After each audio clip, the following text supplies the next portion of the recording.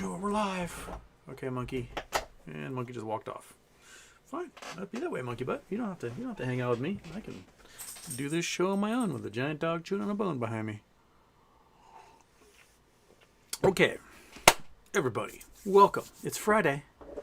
It's late. Time to get weird. Bing. Yeah, that's where we are. Hopefully the big dog's not making too much noise back there, chewing away. Monkey butt had enough. She got up and walked away. Elon Musk, sounds like the deal is on halt or pause for Twitter. I kind of thought that was going to happen. I don't think he could come up with the cash. And with the S&P crashing and NASDAQ crashing, he was offering a lot of money for Twitter.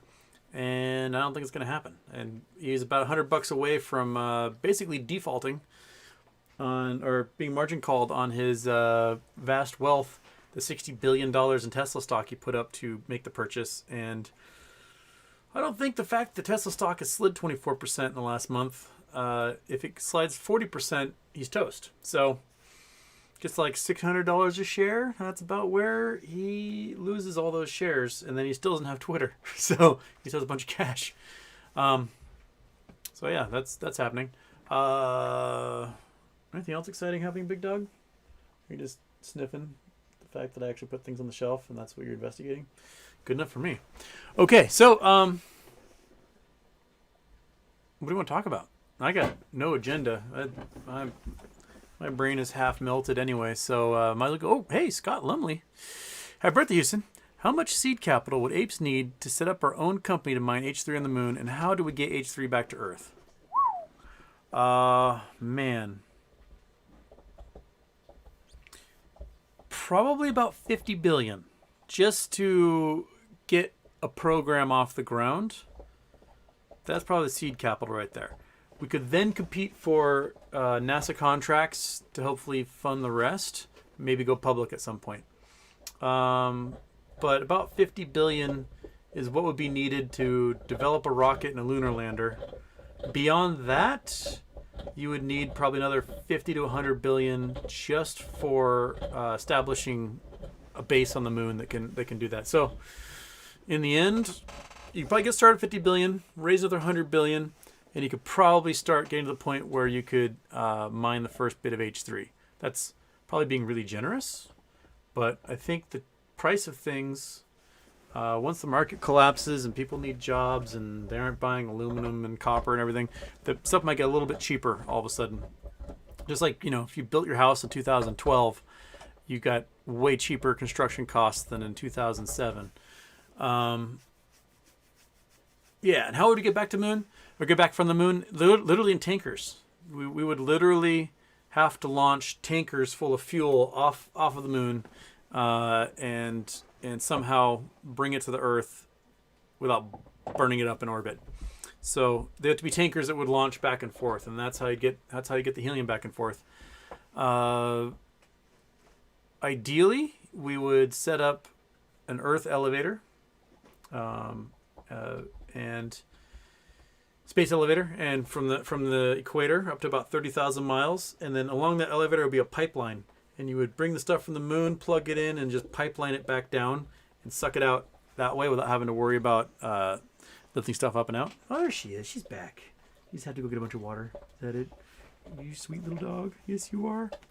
Yeah. Come on, get up there. Get up there. Everyone wants to see you. You're the most popular one here. That's probably the most ideal way to do H3. Okay. All right. Michael Mystery, Jason Blackwell. Hello, Ramon Soliman. Do we trust Fidelity? I mean, as much as we trust any large financial institution.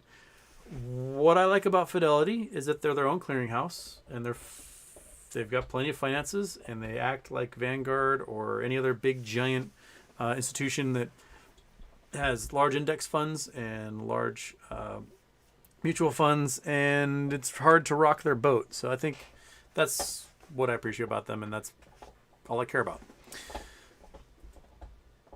Okay. I haven't seen it yet, but I like the shirt. You like the shirt? This is like total 60s flower child. I I got in trouble with this shirt. I went to Boys State the summer before my senior year. They had like a suit and tie requirement, and I wore this shirt with like a rope as a tie, and the old guys did not like that. But, you know, I like to buck the trend. Okay. BOFH, finally catching the stream from the start. Welcome. G-Font, YYC, After Dark. Turn off the intro. Oh, I forgot to do the intro. Duh. Bing. There you go.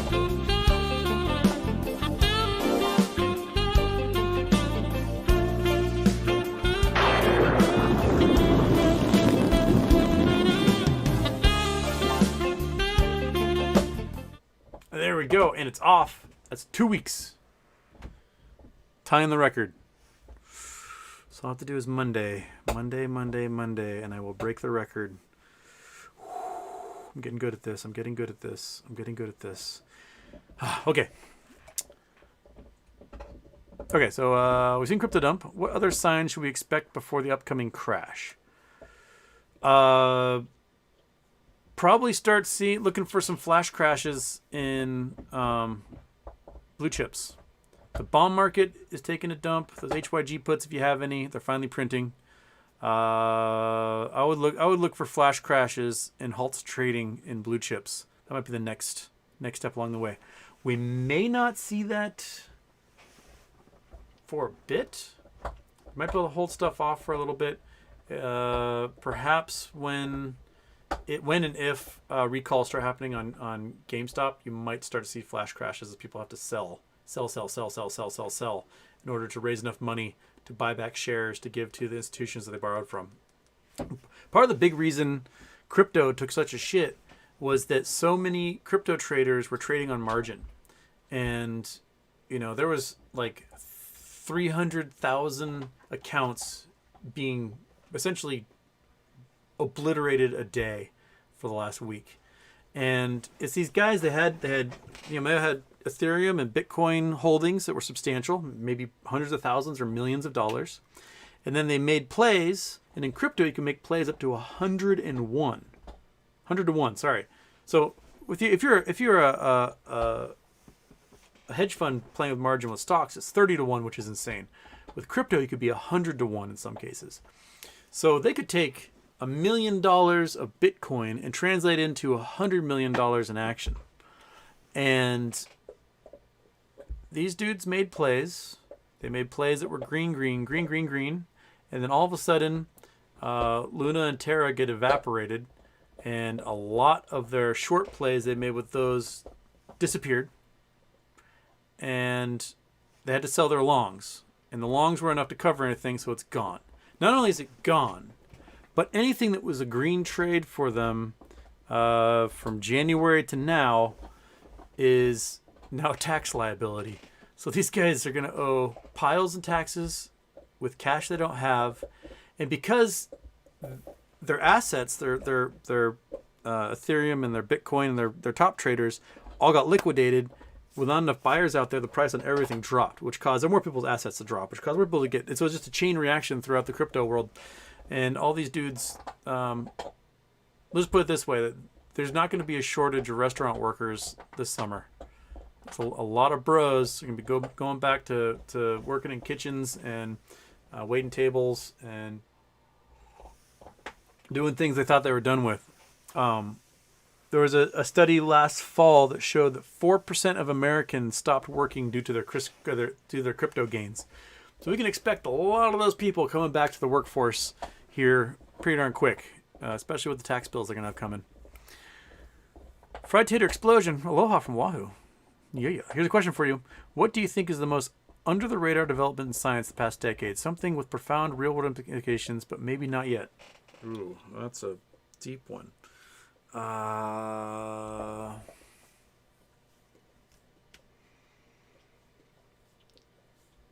Well, I mean, there's like science and like the cool shit science does, and there's practical applied science, which might be the stuff from No Lab, their tricorder device type stuff, where they can send out radio waves and record the constituent atoms that are making something up.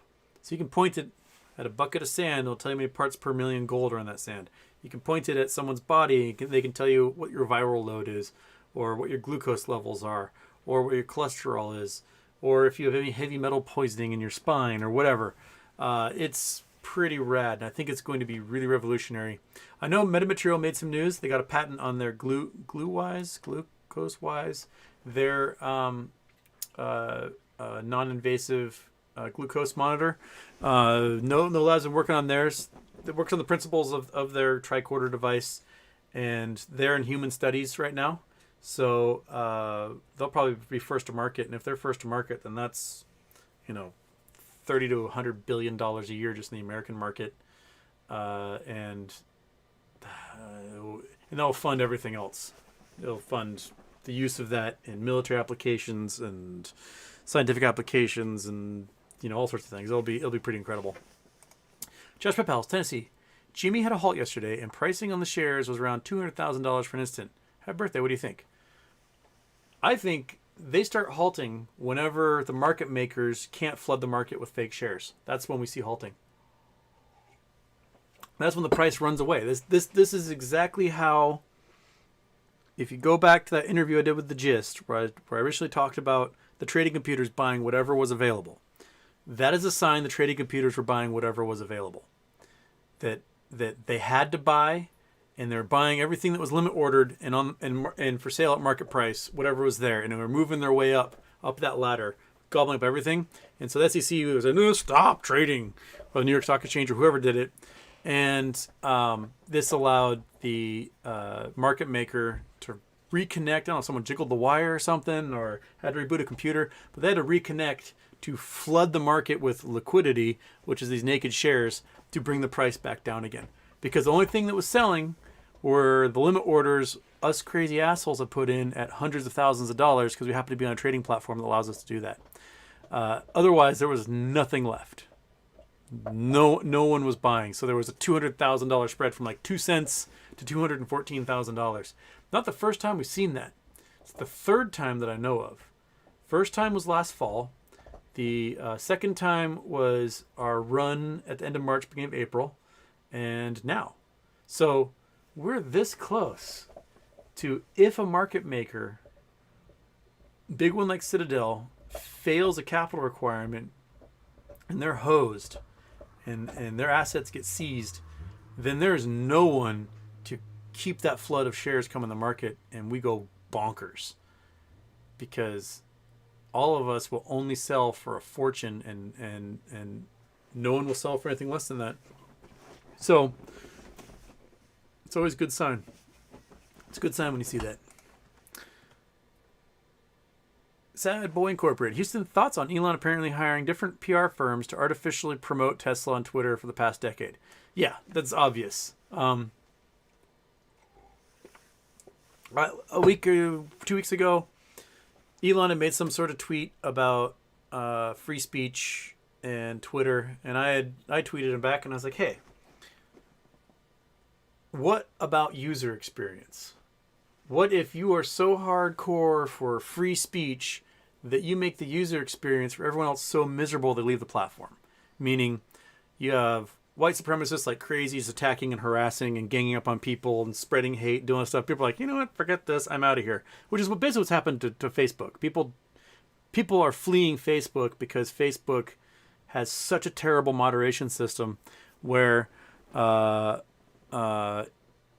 if some girl gets dumped and she goes, oh, I hate men, kind of like in a, I just got dumped or cheated on by some guy, and Facebook's like, that's hate speech, you're got a 30-day ban.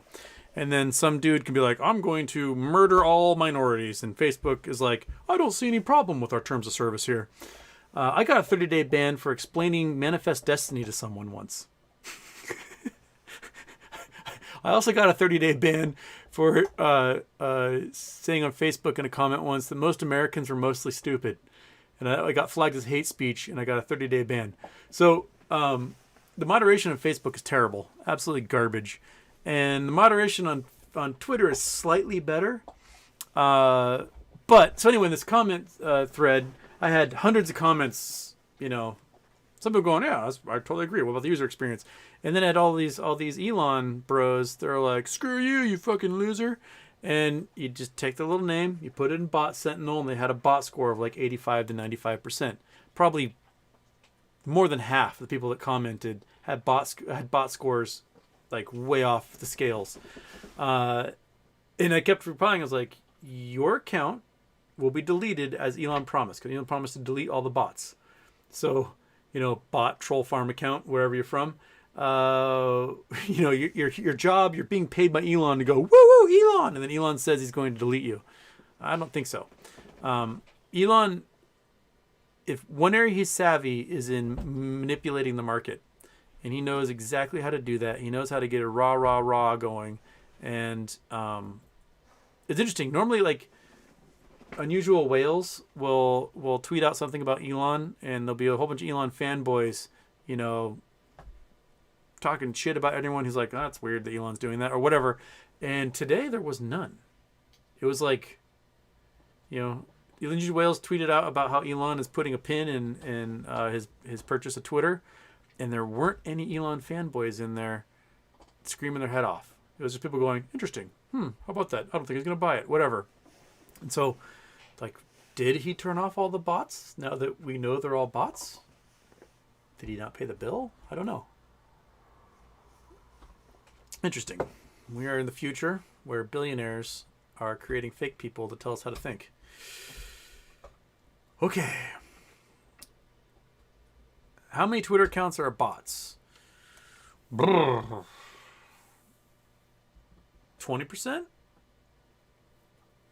I don't know. I'm trying to think of how many people interact with on a daily basis who are bots, and it's quite a bit.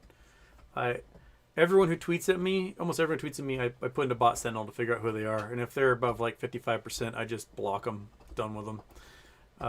Because if they're not a bot, they're a troll farm account. And if they're not a troll farm account, they're so dim-witted that all they do is interact with other bots all day long. And no conversation we're going to have is going to go anywhere. So if they get in that deep in that problematic range, they're out of there. So my block list is gigantic with potential bots. What's funny is if I look at my block list, for the last year, like 90% of the accounts don't exist anymore. So I've got a pretty good batting average when it comes to getting rid of filtering out those bots. Bot Sentinel works really well. Unpaid overtime. Houston, don't get notifications when you go live. Is there a way for you to find out if you're shadow banned on YouTube? I don't know. Other people have said they don't get notifications. How do you get notifications? Do you just click the little bell thingy and that tells you when? Trying to think, I get notifications when like Jamie or Rocky or Boss Blunts or Hunter Jackson or any of those guys go live. And Girk, I don't know. I don't know if I don't get notifications sometimes. I do put this stuff up. Maybe if I put up the show earlier, I get more notifications. I don't know. But then the chat gets so long. Like this gave you a 12-minute warning, and I'm still not even to the comments of when the show started. So you guys are really good at this.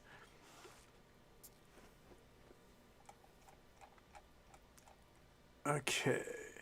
Dustin Height, I think some are worried about brokerage going under due to bad bets. Of course. Lots of brokerages may go under due to bad bets. But the really, really big ones, your Vanguards, your Fidelities, T. Rowe Price, TD Ameritrade, those guys will be fine. I don't think that they're as in trouble as trading apps would be. Trading apps that are on Apex, those guys are going to be screwed because they rely upon other platforms to do their trades for them, and they do it all on margin. So, yeah. Hoshi Gaming, Houston, thoughts on higher dimension beings existing, such as we can't see them. Could they explain why some particles just randomly pop in and out of existence? Could they be connected to a dimension we can't see? This is something that's perplexed everyone for a long time, and string theory tries to explain it. I don't think they do a very good job of explaining it. Some of their multi-dimensions in their 10-dimension universe are really redundant and kind of pointless. I've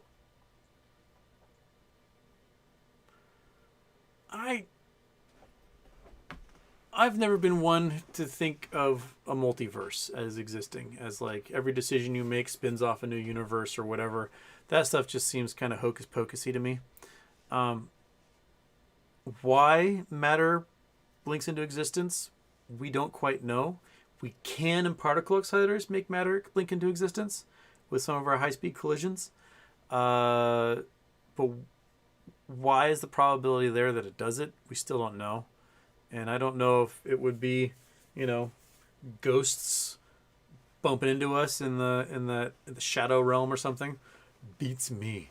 That is, that's Ghostbuster stuff, and I don't know how we would even prove it did or didn't exist that way, unless we create our own little weird wormholes with CERN or something. Yeah, that's what we should do. We should just make the biggest particle accelerators we can, and just see what kind of damage we can do. I always like the idea that the first collision at CERN resulted in spinning off the darkest timeline. That's what we're stuck in right now. that the worst shit that could happen happens because of that. I always thought that was a funny take. Shawn Marcos, here's my payment for the midnight show's ticket. Do Kwon doesn't seem to be a decent person. I suspect he is deeply in cahoot with short hedge funds' thoughts. Do Kwon's an asshole. He is a snooty, I'm richer than you, you're a loser. And now he's facing comeuppance for essentially creating a fiat currency on the digital platform, and that fiat currency crashed, which would defeat the entire purpose of having a digital platform in the blockchain. The algorithm that tethered Terra Tether to Luna was that you could always buy $1 worth of Luna for the Terra Tether. That was it. And the minute those crashed, it just fed on each other, and now they're worth nothing, and will never be worth anything again. And the fourth most popular coin has bankrupted crypto dudes across the globe. Yeah, you're trying to fix it, but I think it's doomed. I think the marketing on it is so bad now that, it might see a couple little bumps where it goes from 10 millionths of a penny to half a cent and back down again. So some people may get some penny stock Q pink sheet type gains, sort of like Blockbuster. If Blockbuster or Sears or Lehman Brothers wasn't trading on those pink sheet expert markets, you might be able to, see 1,000% gain, which really takes it from a fraction of a penny to a different fraction of a penny somewhere along the way. But Do Kwon, I think, was definitely in cahoots with short hedge funds, and I think he got played by them. I think they used his "I'm so much smarter than everyone else" against him, and I don't believe BlackRock or Citadel for a moment saying that they were not involved in swapping Bitcoin for Terra and crashing the whole thing. I think that they totally did it. And the thing is it's unregulated, so they can lie about it as much as they want, and no one can come after them because you don't have to report any of your Bitcoin holdings. There's no regulations about it. It's unregulated, so you can do all the shit you want with these crypto coins, and the government can't be like, "Well, fess up, mister." You just tell them whatever you want. They can't do anything to you. It's unregulated for a reason. So you can be like, "No, we had nothing to do with that." And what are they going to do? Go, "You're bad." They're nothing. And they know it, and they've got no soul and no conscience, so they'll do that.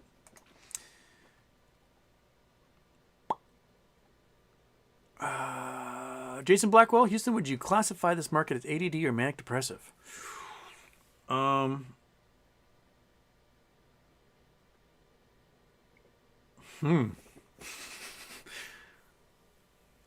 I think it might be more manic than depressive. Depression will come later. Right now we're having the mania of everyone freaking out. And then when then everything will set in and they'll go, "Oh," and they'll accept their fate and go, especially when housing numbers start to dip. When housing numbers start to dip this summer or this fall, then the reality is gonna set in for everyone. We've lost more capital since January than all of the global financial crisis Global financial crisis was like 2.5 trillion lost. We're at 7 trillion lost right now. So they are blinking wealth out of existence left and right. It's happening all over the place right now. And I don't think that reality is quite set in for everybody yet.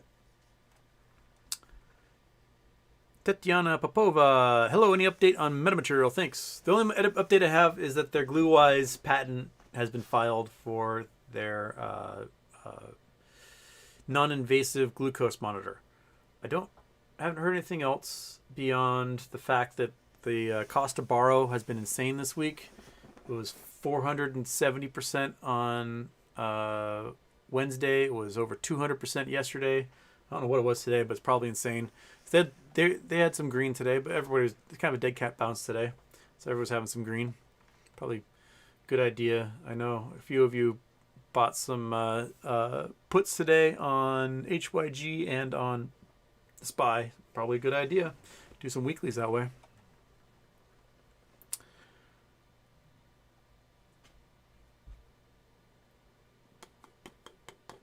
And Fingers Houston was anything gnarly or squirrely today.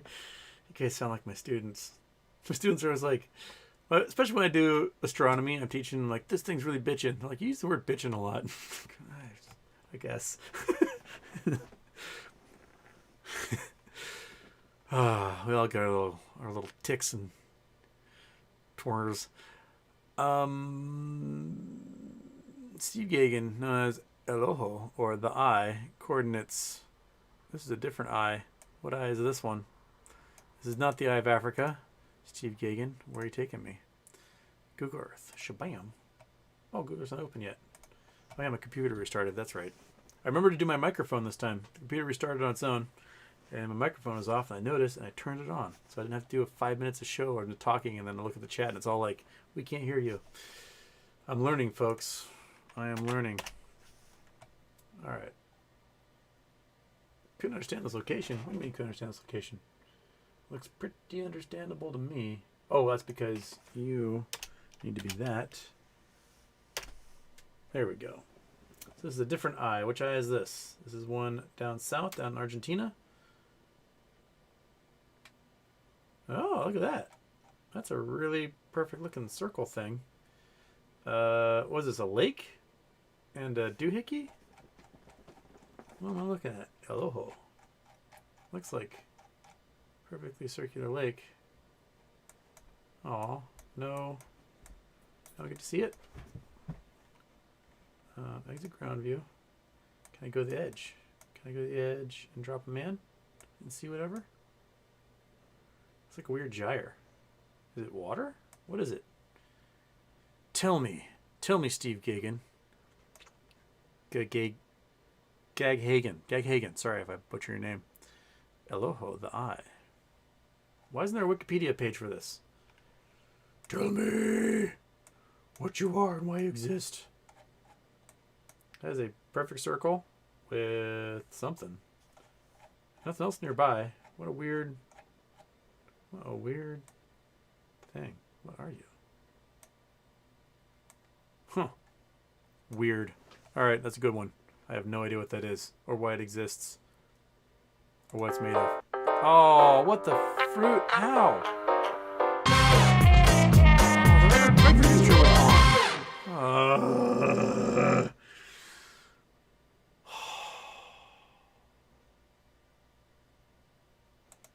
The regular intro is on. How is the regular intro on? I didn't use the regular intro. Man. Alright, there goes the record. Didn't get 2 weeks. How? I was using the After Dark intro. Why was the regular intro on?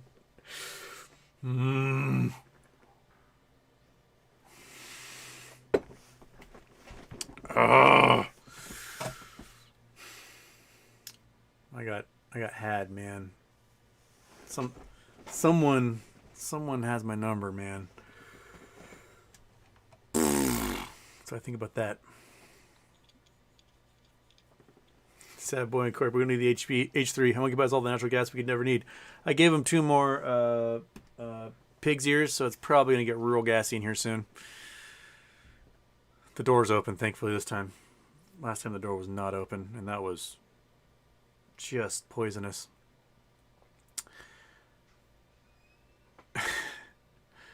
Okay.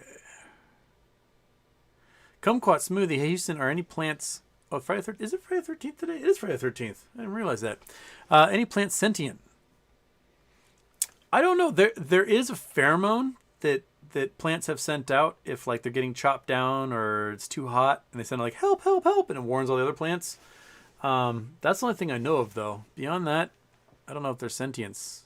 I mean, there's a mechanism that makes like Venus flytraps close shut, but do they know they're closing shut? I don't know. If anything's gonna be sentient, it's gonna be a mushroom because they're space aliens, and we're probably eating like the smartest things in the universe or something with them. Because I don't trust mushrooms at all. They're weird space aliens.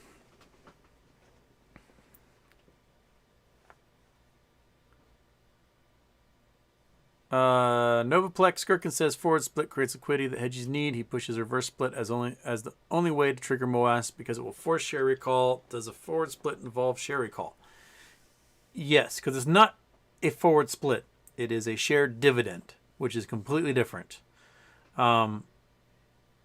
It results in a recall because short hedge funds, rather than providing shares of dividend to whoever they borrowed from, can do a payment in lieu in cash for the cash value of those shares.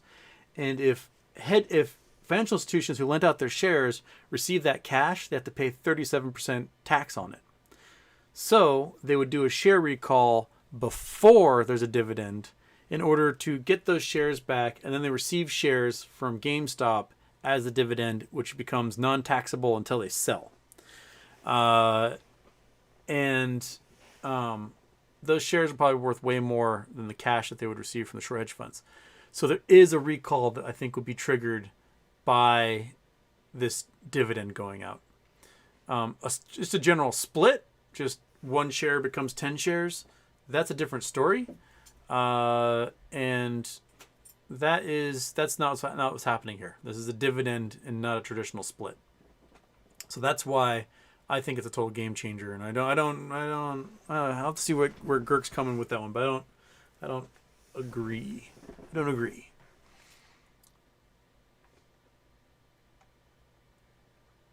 Robert Krebs, first time catching live. All right, we've got 284 of you at 11 o'clock at night Pacific time. Get some Euros waking up here soon, and then things are gonna get real weird because early morning risers on a Saturday, those are the weirdest people in the entire world. They're not going skiing. Why are you waking up at 6 o'clock in the morning? I don't get it. Not catching an airplane? Then why get up at 6 o'clock in the morning? I live my entire life to avoid getting up at 6 o'clock in the morning.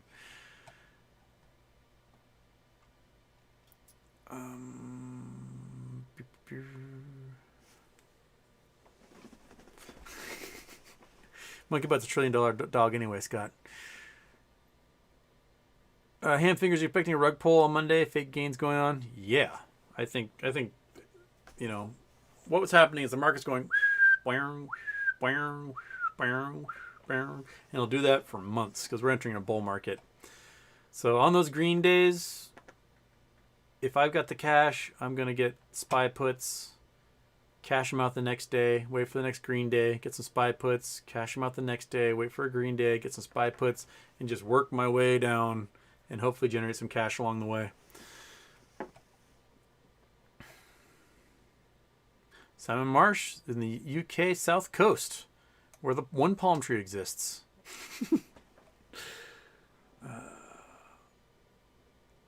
We got from Long Beach. All right.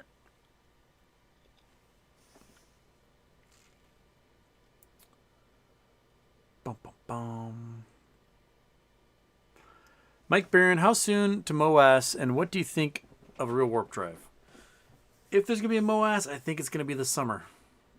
The market's going to take such a dump, and I think this share dividend is going to force some hands. I think it's going to happen this summer. How long to a warp drive? I think we establish bases on the moon first, and then we start experimenting with warp drives and scramjets and all sorts of weird ion thrusts and whatever else.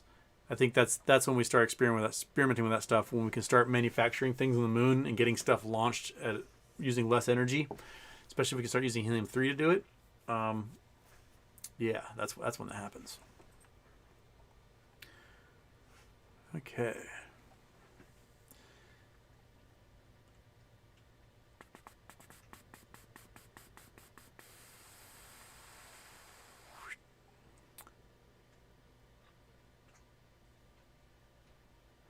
BOFH, how much further do you think politicians will have to screw everything up before people start taking drastic measures? Man, it might be soon.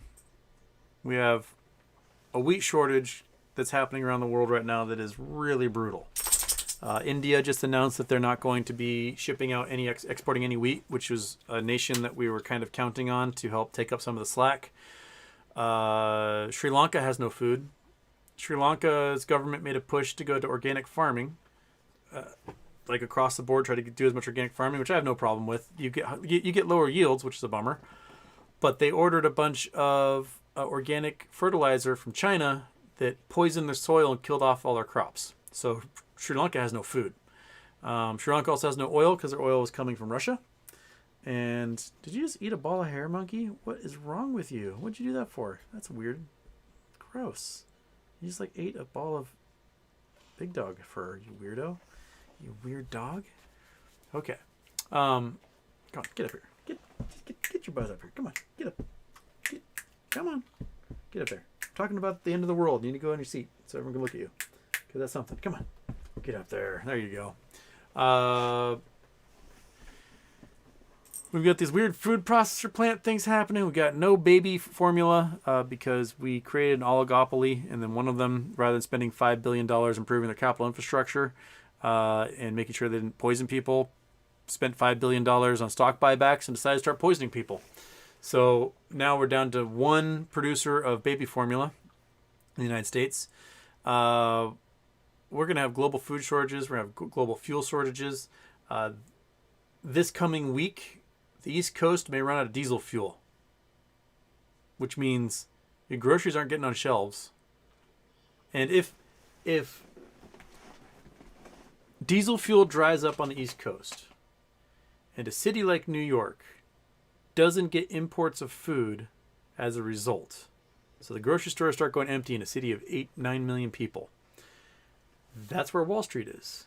There's going to be a panic on Wall Street that would be insane if people in New York don't get food delivered. All because there's not enough diesel fuel.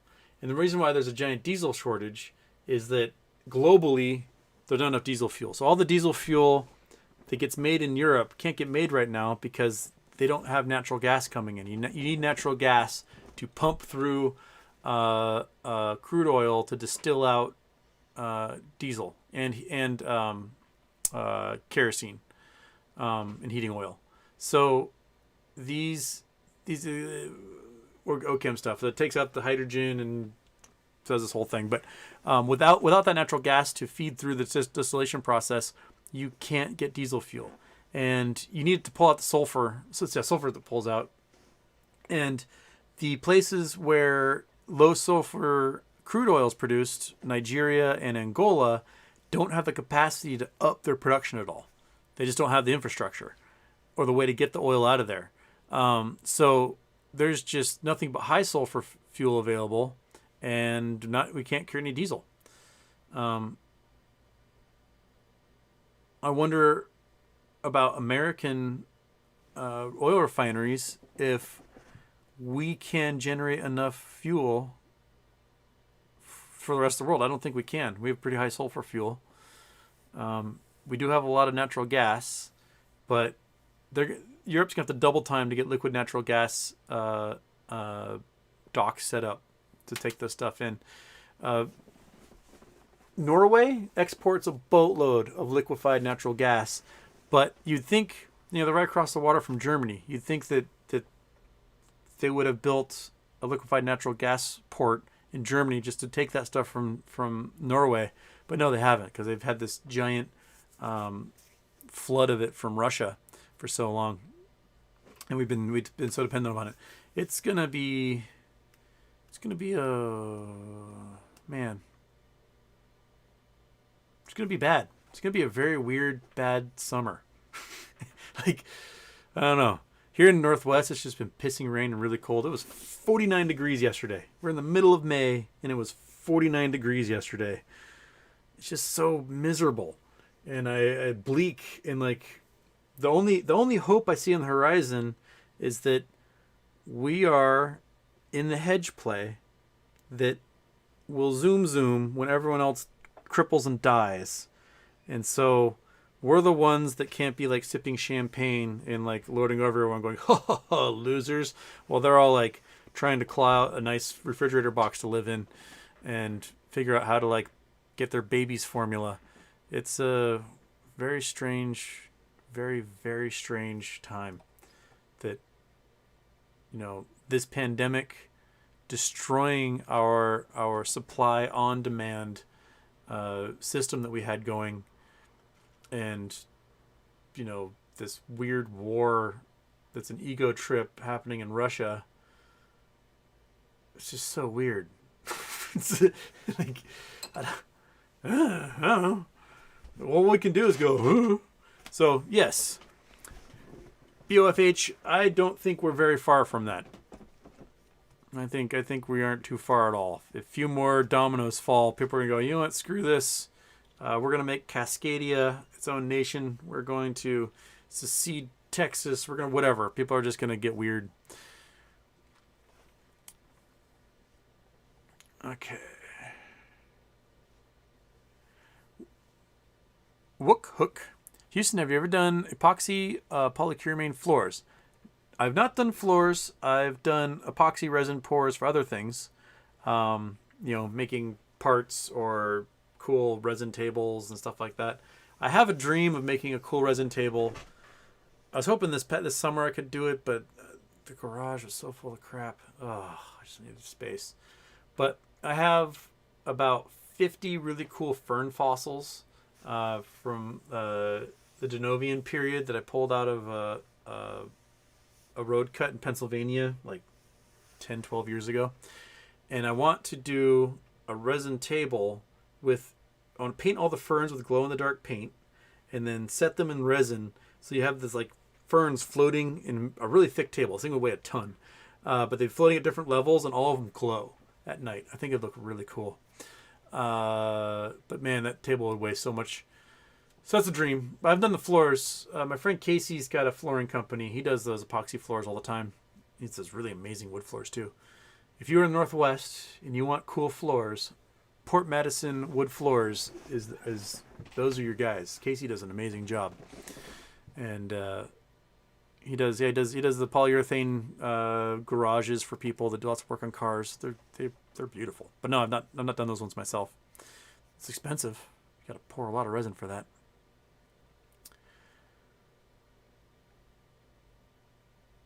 Oh, we got, hi, my name is Brummel. What is the timeline for a product like Luckwise to be ready for retail sale? It's a ways. No Labs, they've been working on it for, 5 years? And they finally got approval by the FDA to start doing human trials. Which is crazy because, you know, this is a device that doesn't put anything other than a radio wave into your skin. But they finally got permission to start doing human trials on a large scale. So it might be a year before they get permission to go to market. It takes a long time and a lot of money. You got just paperwork. So it might be, 3 to 5 years. I would guess that No Labs would come to market first, and the GlucoWise would probably come after since they got a later start. But yeah, it takes a while. So you need the seed capital in place to make sure it happens. But the upside of it is so huge. In the United States alone, there's over 30 million diabetics. 30 million diabetics that prick their finger at least once a day. That's $1 a day per diabetic for finger pricking, right? Plus they got their little blood reader devices and all that. They got the insulin pumps. They got the, all the crazy devices. So you're looking at $30 million a day plus per diabetic per year, just in the United States. So if we go calculator, where's my calculator? I gotta open calculator. Calculator. So calculator, turn off Google Earth. There we go. So 30 million Americans a day, right? Times 365 days a year. You're looking at $10,950,000 a year being spent on people putting holes in their fingers all day long. Now,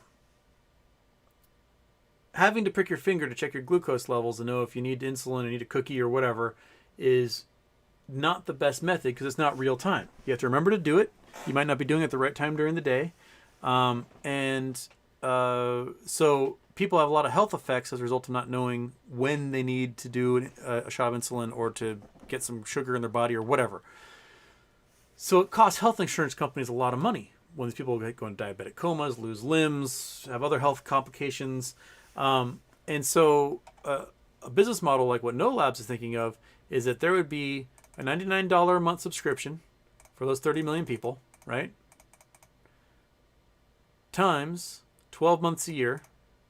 And that's a $35 billion business, $35 billion a year one, that the health insurance companies would gladly pay for because it would give you real-time updates to your glucose levels to your smartphone at all times of the day. So it'd be like, bing, bing, bing, bing, eat a cookie. You're like, oh shit, gotta go eat a cookie. Bing, bing, bing, bing, take your insulin shot. Oh, I gotta take an insulin shot. And so they would constantly keep them up to date and where they need to be without having to put holes in their bodies. And people would be spending a lot less at the hospital. So this is a hell of a business plan. And it wouldn't be out of pocket for these folks. It would be paid for by the health insurance companies. So they're right there. No Labs would be a $35 billion a year revenue stream company, right? And after the initial production of those devices, it would be just straight profit because subscription service.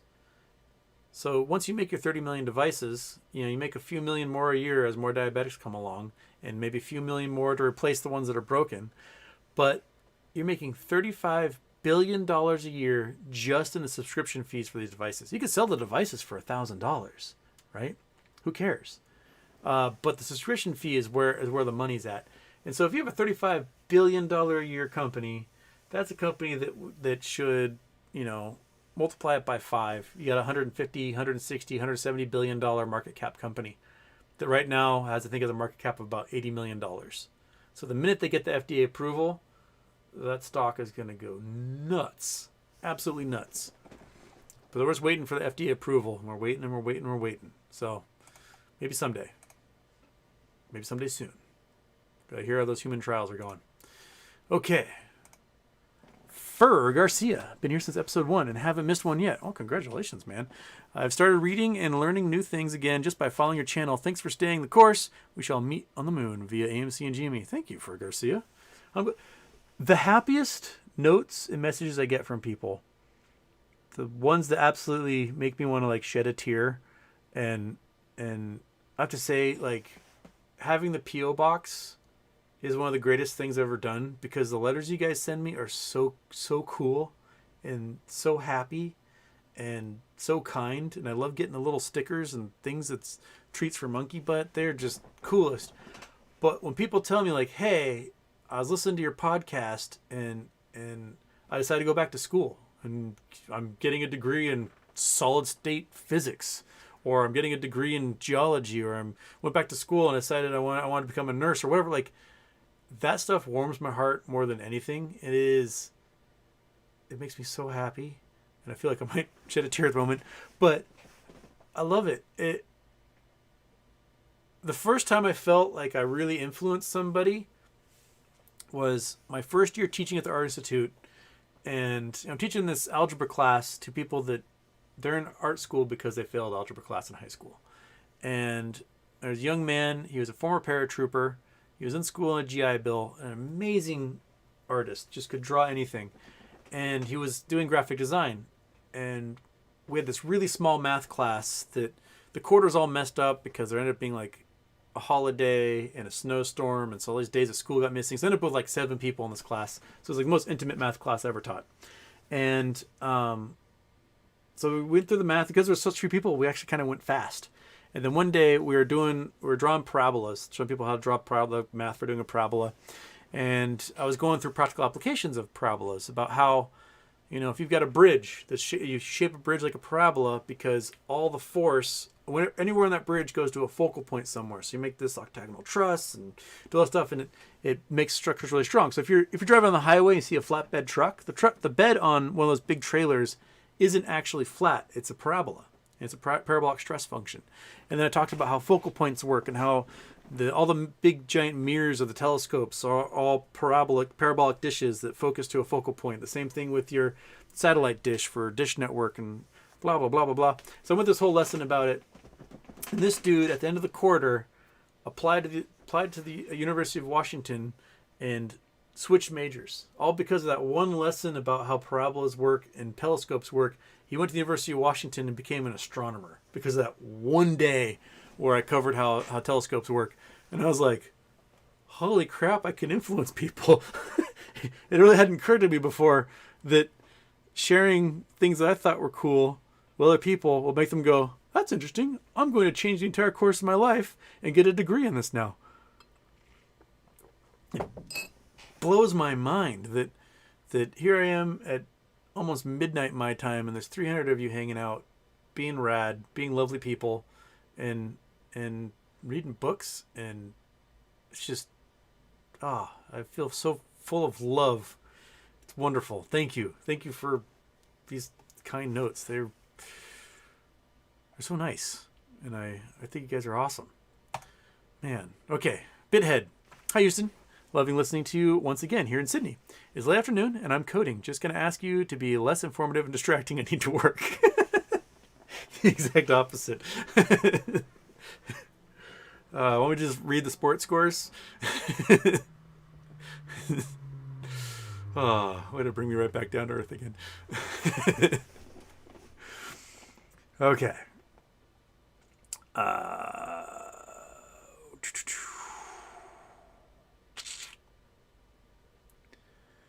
Project Sun, researchers in Japan have found new evidence that the chemical components necessary to build DNA may have been carried to Earth by carbonaceous meteorites. It's very possible. Also, it was found in comets and in gas clouds. So if you look at like a stellar nursery, like the Orion Nebula, big cloud of gas up there in space, they can find amino acids in that stuff. And amino acids are the base constituents of what is made up of life. We can create amino acids here on Earth. The Miller-Urey experiment is the famous one that did that. They basically took like some carbon and nitrogen and oxygen and water, and they electrocuted it for a long time inside this system, and within like a week it created slime. And that slime is like nutritious. You could eat it and get calories from it. What it has not created so far is DNA or any living cell structures, and we don't quite know what mechanism would make that leap from organic slime to bacteria or amoeba that has a cell lining and DNA molecules and stuff. We don't know how that comes about, but the building blocks can be found all over. There's a thought that mushrooms came from outer space because their DNA is so different than everything else and how it's structured that it may have been something that was carried along and plunk in our atmosphere, and then fungi, the fifth kingdom of life. That's why mushrooms are weird. Don't trust them. They're cool looking, but don't trust them. Yeah. All right. Drew Stahl. New research has shown that the moon dust can be used to create oxygen, hydrogen, even rocket fuels, which could help power human exploration in Mars and beyond. Yeah. Weir's book, Artemis, does a pretty great job explaining how they created oxygen in the process of trying to get aluminum out of the regolith on the moon. And that in that process of tearing the aluminum out, you create oxygen, so there's enough oxygen to feed the atmospheres inside of the moon habitats. It does a really good job explaining that in sort of layman's terms for folks. It's a quick read too. You read it in a couple hours. It's a really, really short book. Fun read. Definitely was written to be a movie script. Jim. Hi, Houston. Have you ever done any collecting for UV specimens in Franklin, New Jersey? Wonderful collecting at night with UV lights. Not in Franklin, but Franklin, New Jersey is one of the cooler areas for minerals in America.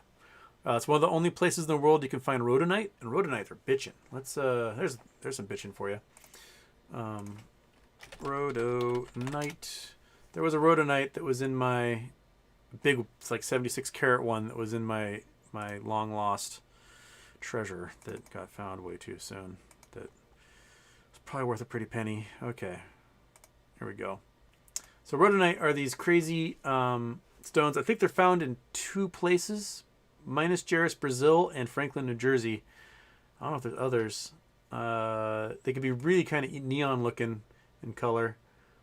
So kind of neon. Oops, this is taking me to Etsy. That's a, holy shit! Look at that one. Is that rhodonite? Not the quartz. You liar!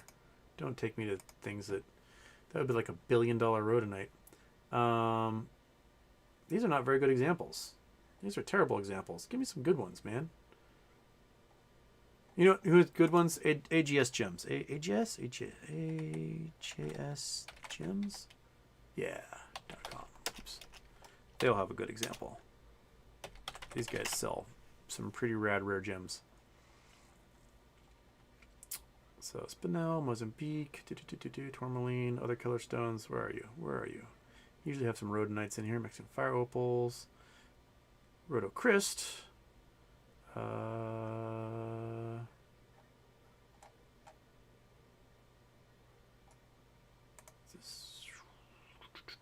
No, that's not what I'm... You don't have any rhodonites for sale? Did you guys run out? Oh, you used to have some really cool examples here. But they might not... Maybe they mined them all. I don't see rhodonite at all. Zircons. Well, shit. Oh, man. If you want world-class gemstones, these are the guys to come to. They have the coolest Mahenge Spinels, which are probably my favorite colored stone. Absolutely just neon pink. And they're not cheap. I mean, there's 2 carats, $17,000. 3 carats, $42,000. These are like as world-class a gemstone as you can get. These dudes sell. So, you know, if you're Moass and you want to smuggle really high-quality gemstones, these are your guys. But I don't see, they must not have any rhodonites for sale right now. Normally they're down here in the rare gem varieties. Yeah. There are 2 sphalerites that were in my collection, matching pair. Weren't this color though. Darker ones. What else did I have in there? Did I have those? That's some orthoclase. There were tons of jadeite. That's probably the most valuable stuff that was in there. Chinese love jadeite. But anyway, I got distracted. Franklin, New Jersey. No, I have not done UV collecting in Franklin. The only UV collecting I've done is to spot scorpions in the desert and to look for diamonds. So anthill mining in the Rocky Mountains is a great way to do that. So you can, if you get to a nice kind of deserty area in the Rockies, the ants, you know, they're making these homes, these giant colonies underground, and all these little rocks are in the way. So take the rocks and they throw them out of their home, and they make the mound that is the anthill. And that mound in the right places can be full of sapphires, diamonds, rubies, opals, peridot, you name it. And you can go out at night in the desert, like in Wyoming and Colorado, with a UV light and just look for anthills, and you'll see a good number of diamonds will fluoresce in UV. So you're like, oh, just pick the diamonds out of those anthills. But also what you can do is you can just go with a classifier and piss off a whole bunch of fire ants and just stick your shovel in there and throw it into a classifier, and you can pull out like 10,000 carats of peridot in a couple of hours and maybe a few ant stings. But it's a great way to collect diamonds. And you can go to also to the kimberlite pipes in the Rockies, and you can some of those kimberlite pipes make little lakes and ponds, and the shore will wash some diamonds up on shore. So you can walk along and shine your UV light and find diamonds that way too.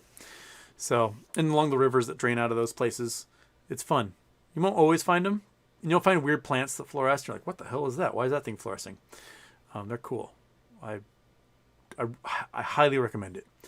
Homer's Ghost, nice shirt, Houston. Happy birthday. Not sure if you've already spoken about it, but what do you make of NASDAQ and cryptos in a worse state than '08? Oh, that things are going to get much, much, much, much worse. We're only in the baby stages for how bad things are going to get. So, we had a meltdown of Luna. Everything else took a giant hit. We'll see more meltdowns.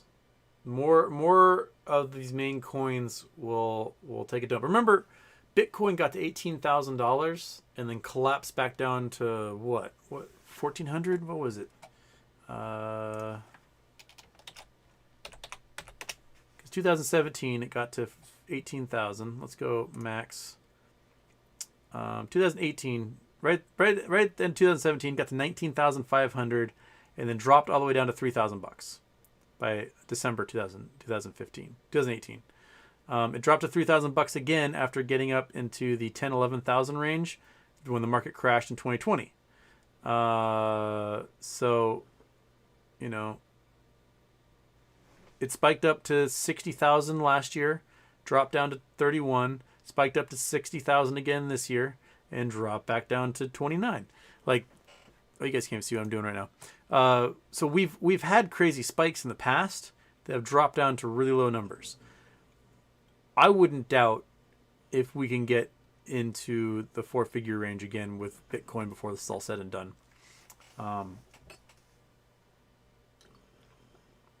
Ethereum's got its issues because it still hasn't produced 2.0, which they've been promising for 2 years now. So the gas fees are insane to do anything with. You know, a lot of folks that want to get out of these things or swap them for something else can't because the gas fees are so expensive. Someone tweeted the other day about how they got 100 loop rings to put in a loop ring layer 2 wallet, and it cost them 49 loop ring to move those 100 loop rings into their wallet. So they got 51 of the 100 they bought. So the gas fees outside of that loop ring wallet are just stupid. And Ethereum is going to die if they don't correct that. Ethereum, there's no reason Ethereum should be thousands of dollars right now. If you can't, and I use this example a lot, if you can't buy a stick of gum, 25-cent stick of gum without $70 in gas fees, you have a worthless currency. So Ethereum, you get your shit together, get rid of these mining gas fees, go to a proof of stake, and just do it already. Yeah, you piss off the miners. So what? You can create coins out of thin air if you want to.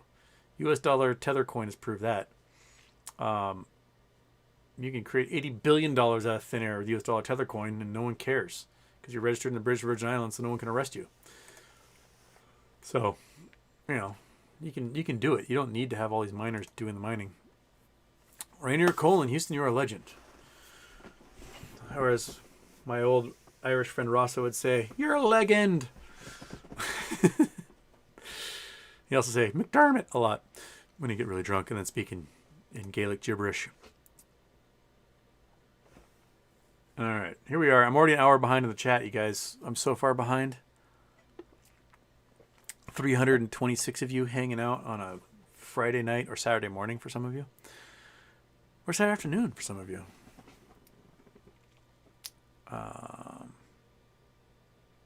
Pacific Northwest Texan, what are your thoughts on preparing for the upcoming economic implosion? Should I buy a manual can opener and an army shovel? Zombies. They have that doomsday clock where they set things to like, oh, the world's going to end. There should be a likelihood of zombie apocalypse clock. And just because when shit gets bad, you know that zombies are the last thing that's going to be coming. I was full on ready for zombie apocalypse a few years ago when that dude on bath salts was eating the face of the homeless guy in Florida. I was like, that's it. Zombie apocalypse. That's how it starts. As everyone goes, oh my gosh, that man's so crazy. What's going on? And it turns out the dude's face he ate then eats the face of the nurse that treated him. And then she eats the face of her husband. And then, it just spools from there. We got the whole pandemic thing going on. We just need to, like a pandemic that's a rabies virus or something. And then we're at the zombie apocalypse. I don't know. Probably plant a garden. Nothing's growing right now except for my grass. Maybe I should rip out some lawn and plant some food because we don't have any this year. We're gonna have some wheat shortages of our own happening in the United States. We got some bad soils going on. Someone's mentioning a dust bowl happening in South Dakota. A few years ago, we had tons of flooding going on that wiped out a lot of our cattle stock in the United States. We've got bird flu happening that's wiping out just flocks of chickens around the world. If you do have chickens, get a covered area for your chickens that for them to roam out around, because what's happens is these migrating birds have bird flu and they shit in your chicken coop. The chickens gobble it up, they get bird flu, and then it just spreads from there. So put a tarp over your chicken coop, or over the area your chickens hang out, so they don't eat foreign bird turds and spread more bird flu around.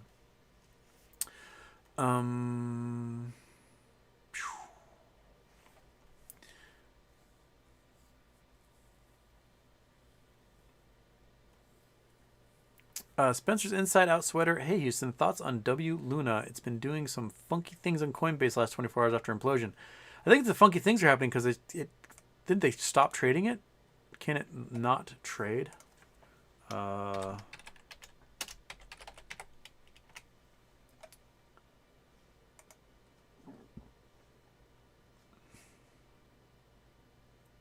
on, give me a graph. Oh yeah, it is completely toast. So, oh, you guys can't see what I'm doing again. Dang it. All right. So, this thing bouncing around $100, and then dip, full on crash. And now we are at fractions of a penny, fractions of a fraction of a penny. So let's look at 1 day here. So we were at, look at this. We're at fractions of a penny and it's just collapsed from there. So Luna is now completely worthless. It is worth less than Doge. Used to be one of the main coins. The entire market cap is only $2.8 million. Oh, that's the volume. Sorry. I thought that was the market cap. Market cap isn't there because it's untradeable right now. But, yeah. It's pretty nuts. I mean, if you bought somewhere in here where it's at 0.62 and then it shoots up to 0.134, which you I think all this data is coming from like Uniswap platforms and stuff. I don't think others are allowing you to trade it. You can make 100% on your investment. You buy right here. Look at 0.4, so 4 zeros and a 4. And yeah, there's 300% improvement right there. Between 1:40 p.m. and 10 o'clock tonight. You had yourself 300% improvement. So while it's mostly worthless, if you can throw some money at things like this, you might get some wins out of it. But I don't know where you can. And the gas fees for doing these swaps, because they're all Ethereum based, aren't they? Are insane. So if you're doing swaps, you might lose all your profit anyway. Yeah.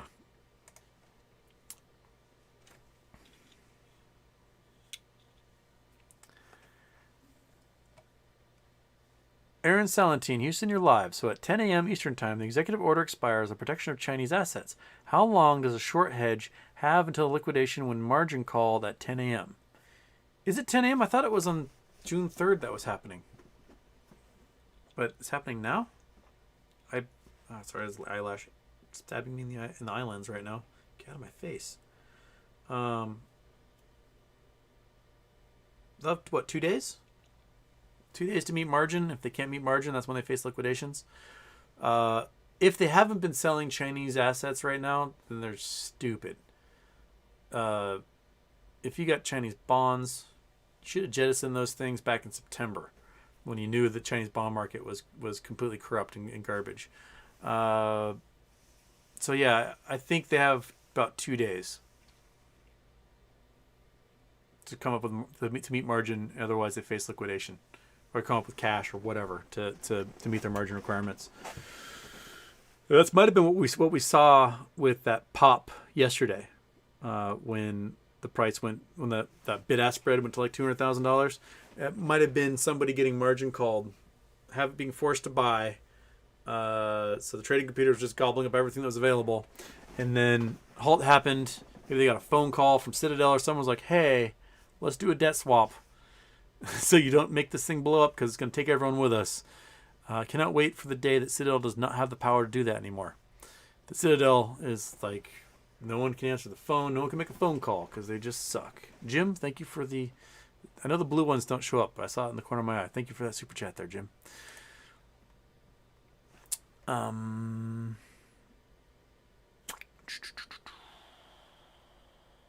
Aaron Salentine, Executive Order, June 3rd. Yes, you're right. That's the next one. June 3rd, 10 a.m. Eastern. That's a Friday. So by Monday, gives them the weekend to get their act together. So by Monday, they might be facing some trouble.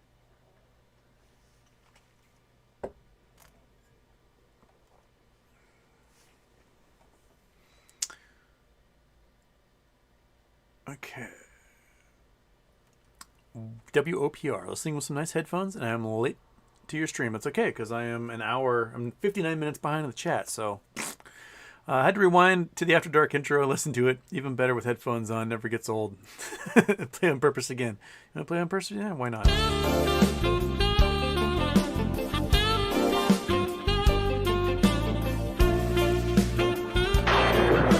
And by the way, all you can turn the headphones is the dog going to town. Hey guys, you big old slimers. Look at you, big doofus. Oh, you're sleeping so hard. And you're sleeping so hard. Little sleepy dudes. Alright, After Dark intro's off. We've turned it off. The normal intro's off. The normal intro's off. Okay.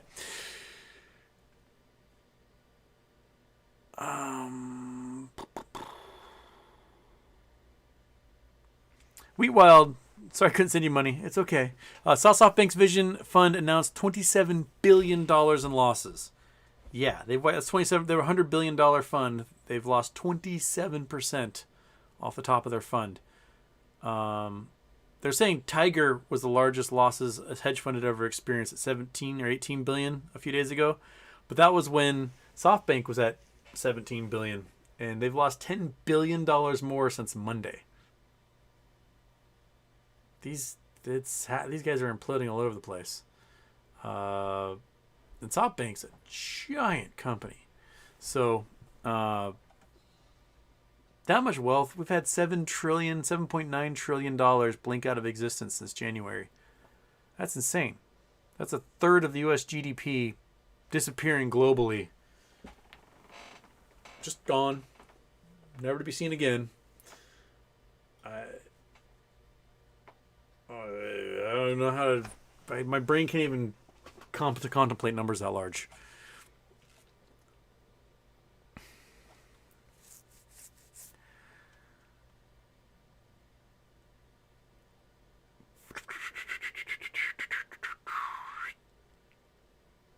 Tom R., happy birthday. If every GME share has to be bought back, but some individuals don't ever sell, won't there be a void when all shares have to be bought back and these are missing while Moass?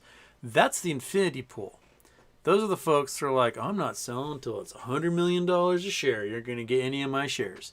And if the infinity pool is larger than the float, then the infinity pool could probably dictate something ridiculous like that, at least for a few people until they break and sell. If the infinity pool is smaller, so right now the infinity pool has to be larger than 50 million shares in order to do that. If after this share dividend comes out and that float is 300 million shares, 500 million shares, then the infinity pool has to be larger than 500 million shares in order for it to carry everybody to the 6-7 figure per share dreamland that someone is going to sell at that tippy top of the apex of the curve. I would love for it to be one of us, but it's only one person is going to sell at that peak, at the peak price. Everyone else is going to wish that they had done it. So hopefully it's so high and so crazy that most of us are inside that top of the curve somewhere in there and not down here in the tails of that bell curve. Daphne, I really want to find out which trading apps actually let you put in super high limit orders. Does anyone know of one? We've asked this question before. I thought it was eToro, and I was told it was wrong, and I thought it was SoFi. We should make a list of the ones the brokerages let you just set whatever you want. I think some of them you can go to 9,999,999.99. Yeah.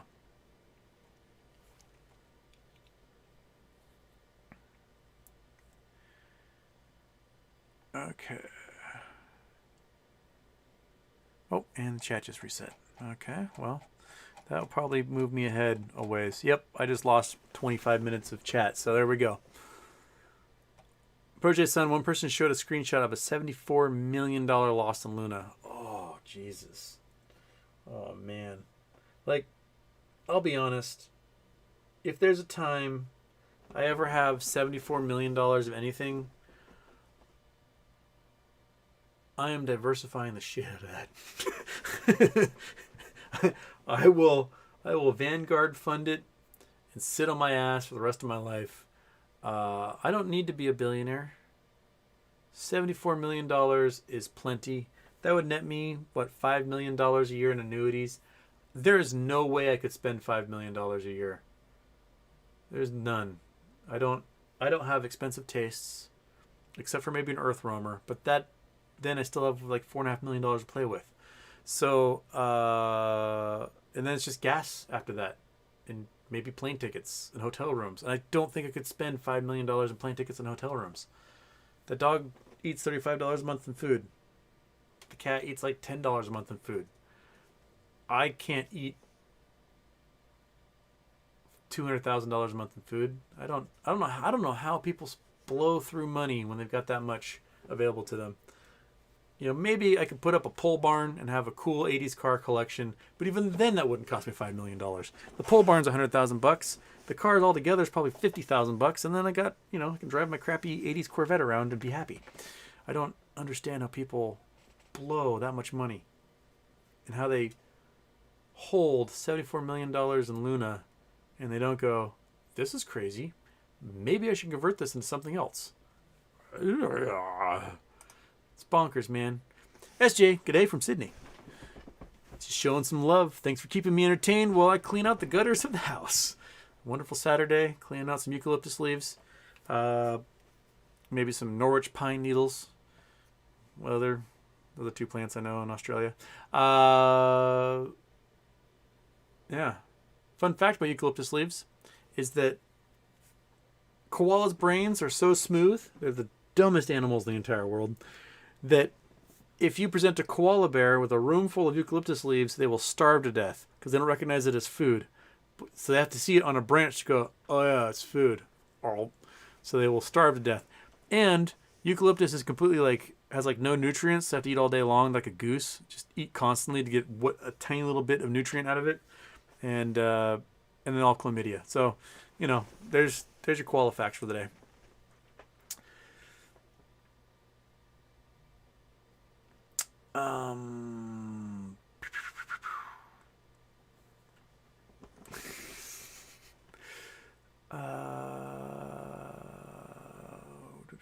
When will Tether blow up? I think Tether's in the process of blowing up. It detethered this week.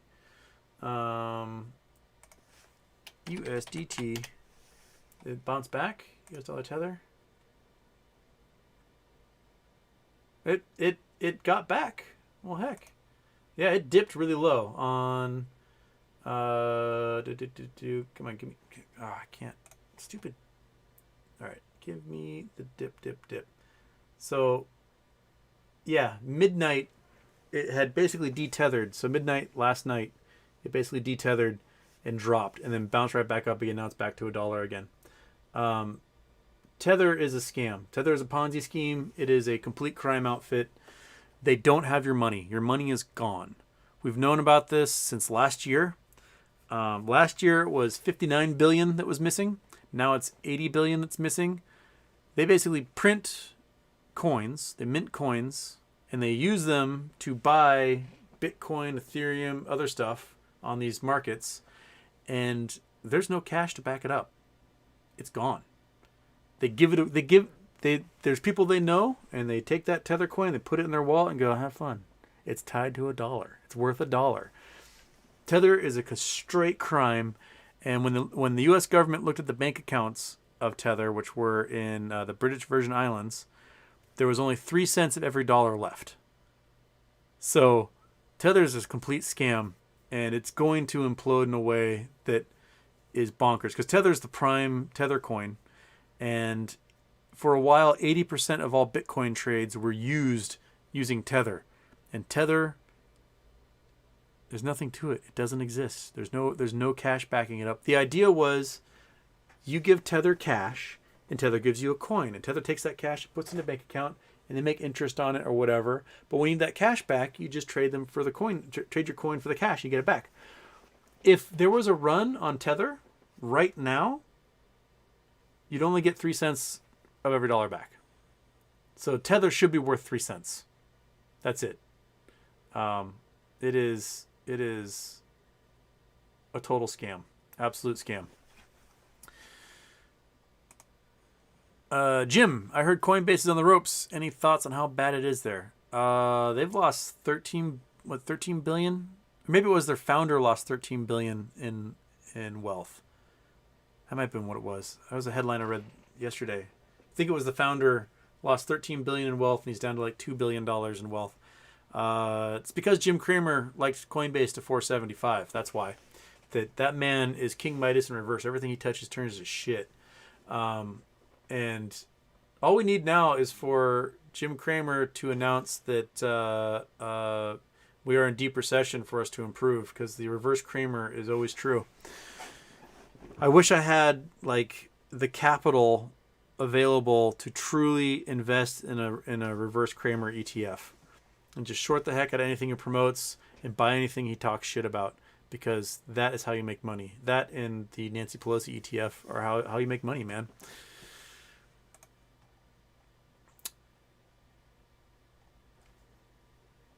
Okay. Ham Fingers, Houston, for your live streams, would you buy dog shirts for Monkey Butt? She wore shirts in the past. When she was maybe a year old, we were at the dog park, and she was chasing another dog, having a great time, and I'm chit-chatting with the other dog owners, and there's this grumpy old cattle dog standing next to this guy, and when Monkey ran by, it reached out and just tore this huge chunk out of her. The hole ended up being like this big. She had to get staples and everything. And rather than doing like the cone, I bandaged her up, and then I went to the thrift store and I bought like toddler princess dresses. So she had like, I don't know, Belle from Beauty and the Beast and Elsa and like these little pink princess dresses that were just perfect for her size. So I just put a little pink princess dress on her, and she wore those for 3 weeks while she recovered from her giant hole on her side. But I haven't really done shirts or anything with her since, because she hasn't had a wound like that. So she's like, it's midnight. Quit petting me. Just let me sleep. Oh, I've still got that thing up there. You can't see her. There she is. Oh, there's a little sleepy dog who hates being touched. Yes. Oh, stop petting me. Let me sleep. But yeah, she can wear a shirt. I don't care. Normally she has bandanas. Her last bandana got torn off. I had to get her a new one. Okay.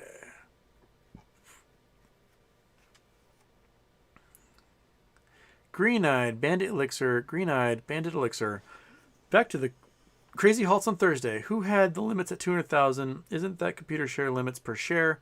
I can't think of any brokerage that would allow that high. There are some that allow it. We need to make a list. I don't know who they are. I don't remember who they are, and I get them all confused. But there are some that like to put in limits that crazy.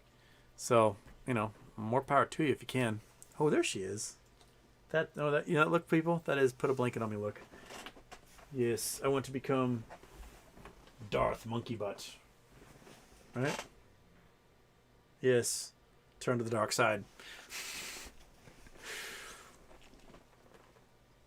Okay, there's a happy under blanket dog. You always know she wants that. Queen Fox, Houston, how can 13F affect stock market on Monday? You'll have to be more specific, because whenever someone makes a big play, they got to fill out a 13F. So whose 13F would you be talking about there, Queen Fox? I'd like to know. Julianne, Houston, what size shirt do you wear? Large. Large usually works. This one's a large. It seems to fit pretty well. It's a little touch baggy, but I don't have my A cups back anymore. I haven't been to the gym since July. keep saying I'm going to go back, and then I just haven't. And then I mow the lawn for 7 hours, and then I don't want to do anything after that. Just mowing my lawn is the gym enough, man. Holy crap. My palms are like bruised from pushing that lawnmower for 7.9 miles through the acre and orchard, and just so much mowing. I'm going to have to mow it again tomorrow just so I can, like, tell the grass to never grow again. Just don't you do it.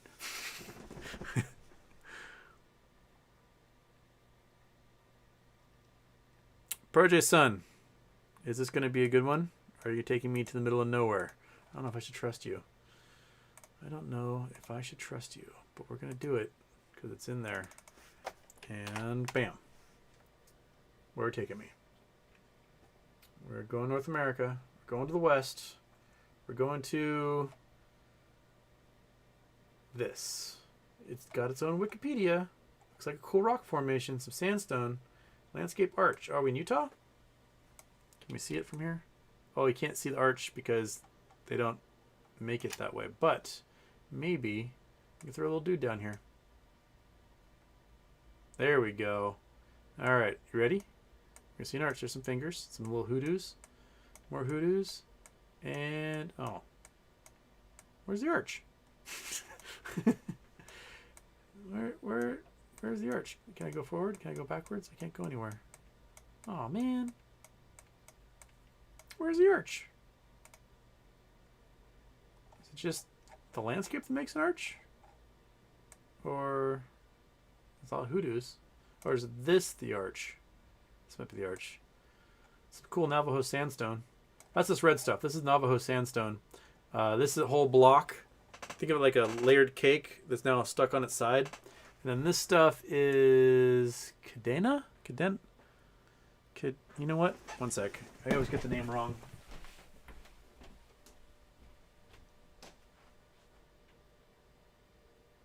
But what I have, I've got myself a nerdy t-shirt that labels it of the rocks of Utah. It is called, okay, where's the rock layer on here? That's just, should layer tell me Red Canyon Cadena. I thought this had it on here. It just tells me where they are. I think it's called the Cadena sandstone.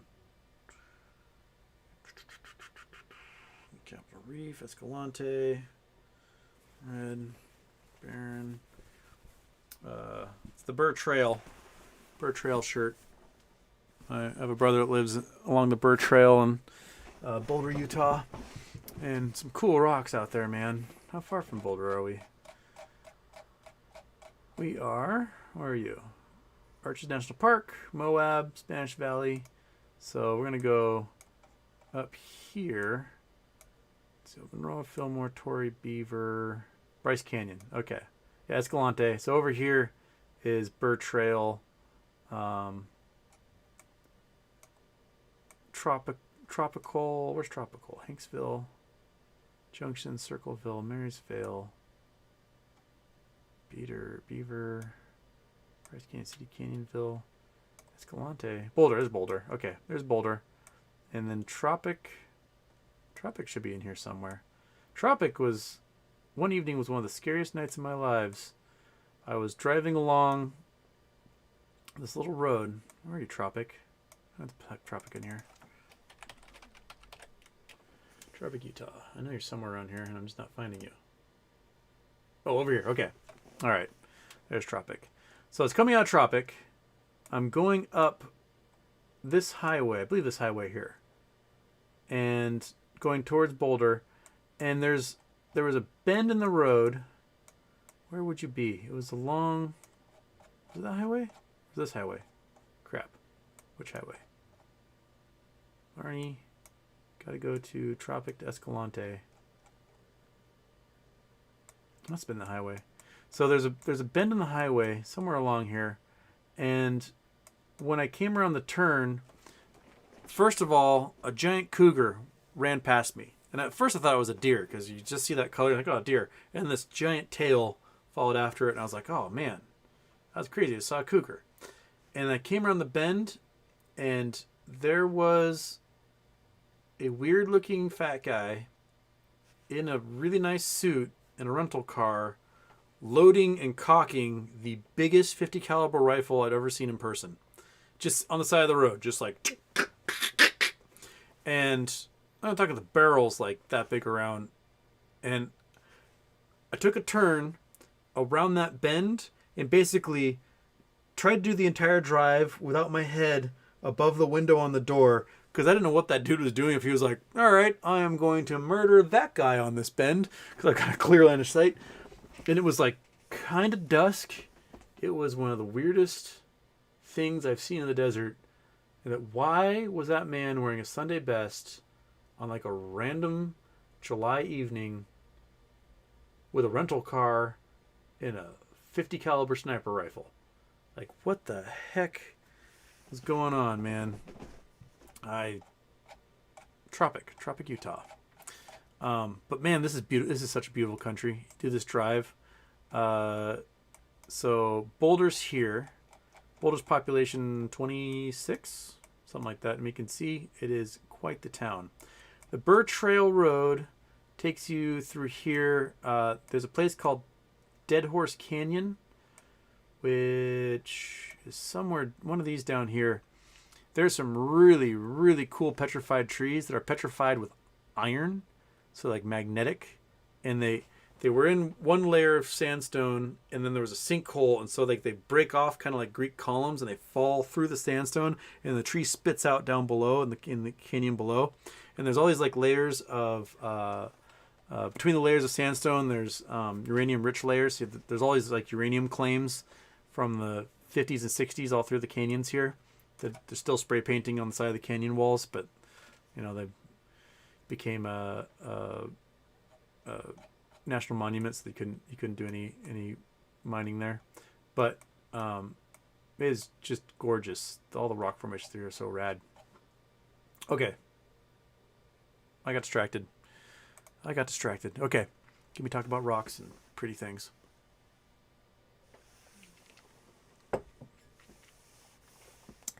But Project Sun, you finally took me to a spot that had interesting rocks. Thank you. You redeemed yourself, so I'll fall for it the next time. Okay.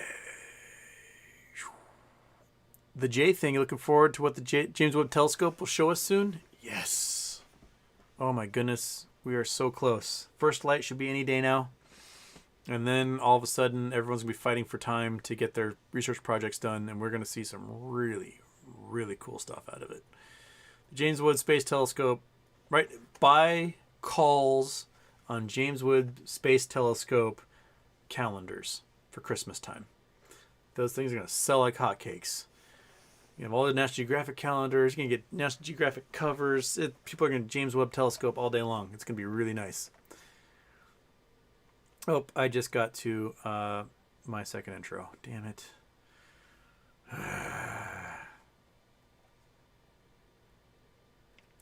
Bob blah blah.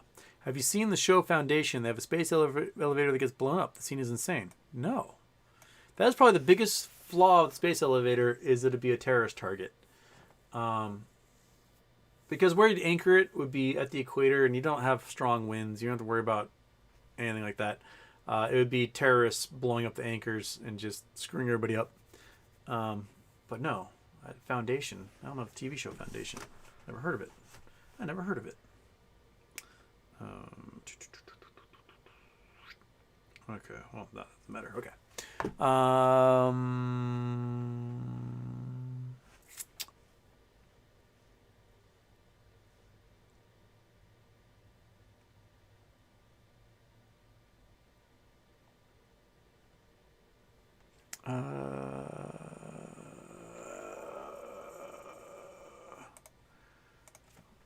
One sec.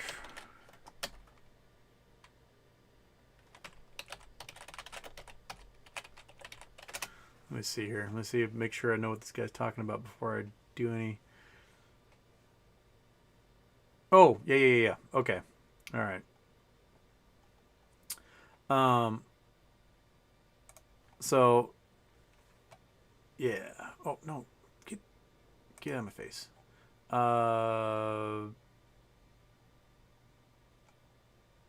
So,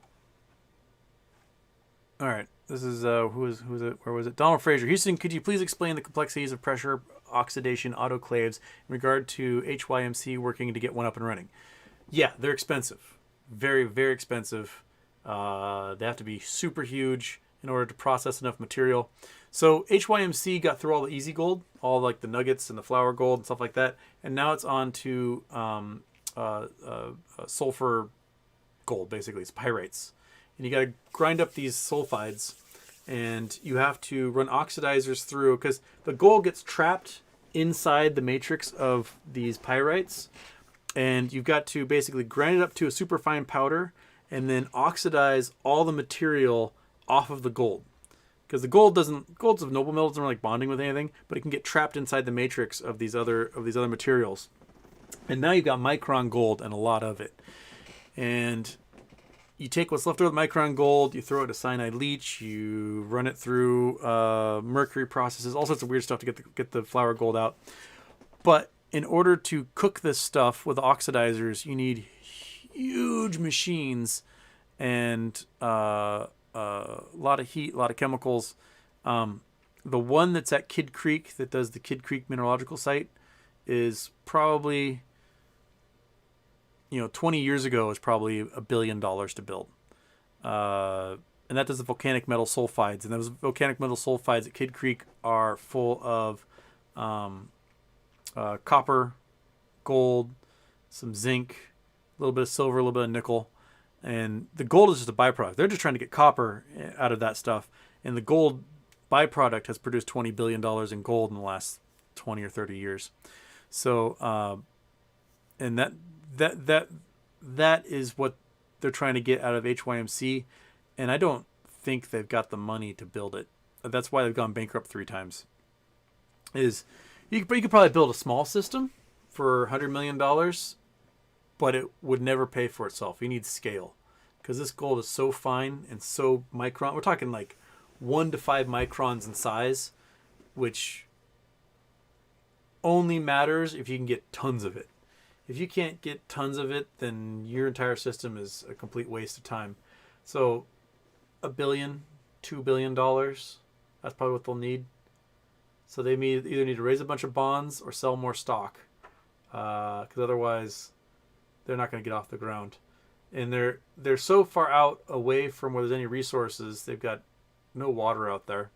So they may have to figure out how to get water to be able to process that stuff, because water is the most important processing agent you can have when it comes to gold. It filters out everything, because gold's so heavy. It just, if you have enough water and the right pressure, then you can wash away everything and leave the gold behind in the end. But they'll only work if you've got tons of gold and want some micron size like that. So yeah, looking a couple $1 billion probably to get that up and running. And even then, they've got $13 billion in gold.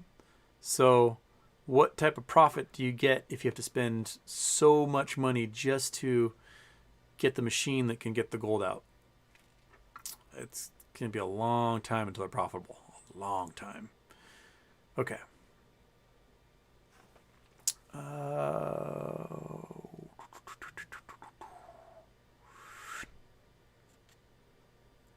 People talking about de-ressing. Brandy Vales can't sleep. Welcome, Brandy Vales. Night owl, 3 a.m. over there. Can't sleep because it's just too much of a party on a Friday night. Woo! It's an hour until the bars close in New York.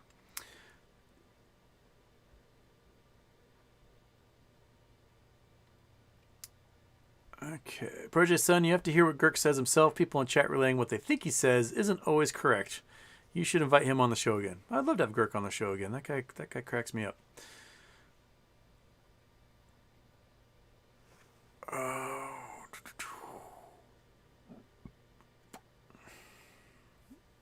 Frozen State Production. Al from Boston says AMC would run from 100K to 1 million per share. What would the option chain look like, and would we get paid on our option place? I don't think at this point AMC can run like that. I hope it does, because it would be nice for the shares I have to do that. But if you do get a run like that, you're not going to be able to get cash for your options. No one's going to buy cash for your options. What you can do is exercise. So you can exercise which will put more gamma pressure on everybody, and then you get shares because you'd be paying $20 a share, but the stock's trading for $100,000 a share, so you'd get 99 shares in a chunk of cash, and then you sell those. So, but no one's going to pay you cash for those options. They're not going to have the cash available to buy those options. You have to exercise.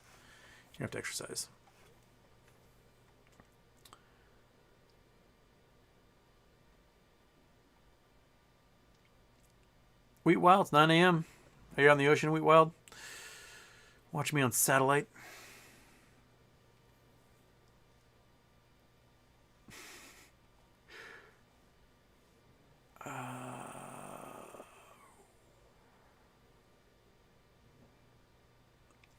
Liz claiming people are saying goat's milk with vitamin supplements or even thinned out condensed milk are good substitutes for baby formula. I mean, at this point, people are going to have to figure out how to feed their babies anything. Because, if the mother's having issues and she can't breastfeed or the baby won't latch, then back in the day, they just died. So, formula has been a lifesaver in that respect. So you're going to try to figure out anything you can with a little baby to figure out if, get something in their system. It might make them extra farty or poopy or whatever, but it's better than starving to death. That's for sure.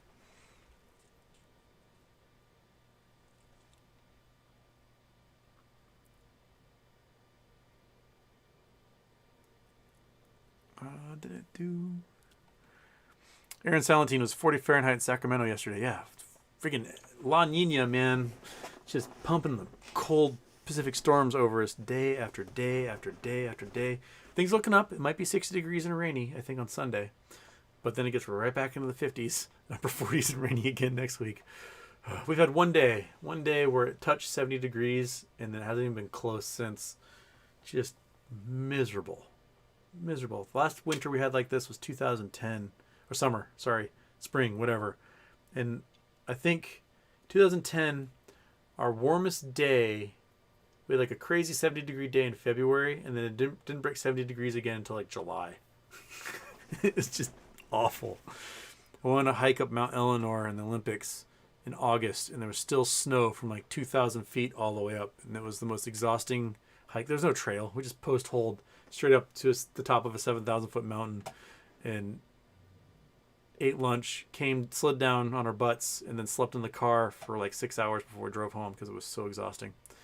Absolutely miserable.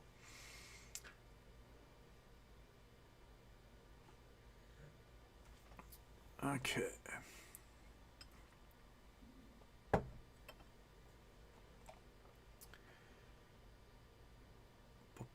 People talking about milks. Lots of milks. Learner, when do you think FOMO will come in before GME June 2nd vote? And did you say on another show that you sold your AMC shares? No, I still have my AMC shares. I just have way more. I haven't bought any new AMC since May last year. So everything I have, I've had. So no, I just keep dumping into GME or GME calls if I can. Because it's going to be the play, so why am I not just focused on that? That's basically where I am. And, I think I'm on, no, it was about $10-12 when I bought in last. So I'm probably even on my AMC at the moment. But FOMO kicking, I have a feeling that we might see some weird T35 stuff happen at the end of the month, just like we did last year. And we might get a big old spike leading into the June 2nd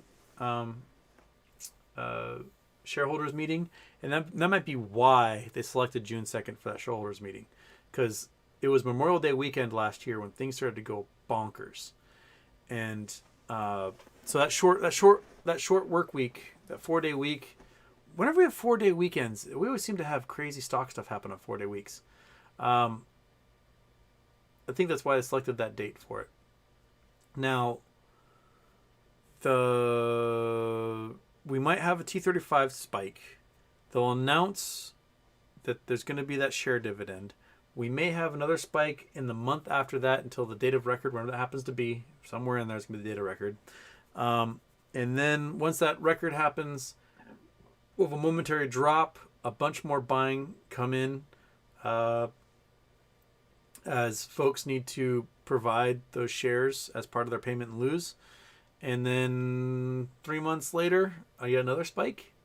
If we don't Moass leading up to the date of record because of share recalls from big institutions. It's really hard in my brain to try and picture which one's going to cause it all to go bonkers. Will it be the recalls of the institutions, or will it be the failure to delivers of the shares? I don't know. But regardless, we're not selling to that stock. It was worth a fortune. So sit back, relax, wait. It'll come eventually.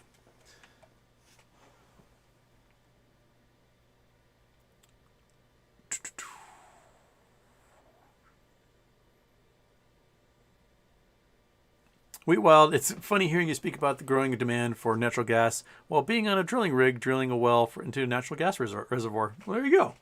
There you go. Alleviating some of that pressure. We need it. The economy's not going to run without it.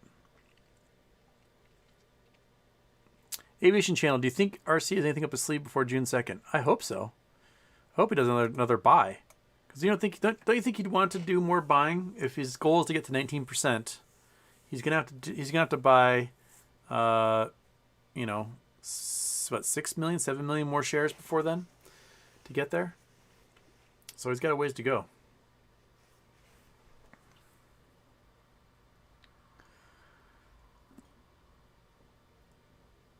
Okay.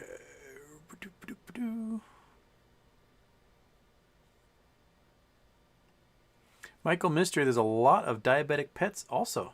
Same blood drawing and reading injections twice a day. Never occurred to me. There's probably diabetic pets out there. And we're going to have an incredible increase in diabetes. Long COVID in millions of Americans has completely destroyed pancreases.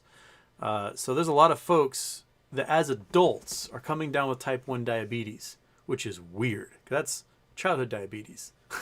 That's not what you get as an adult. You get type 2 because you got fat or whatever, and you've got too much metabolized fat in your gut area, and that mobile fat leads to type 2 diabetes. And a lot of people can cure it through weight loss and stuff like that.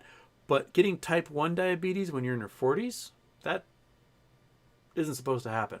And there's like 1 million Americans who now are diabetic as a result of their COVID infections.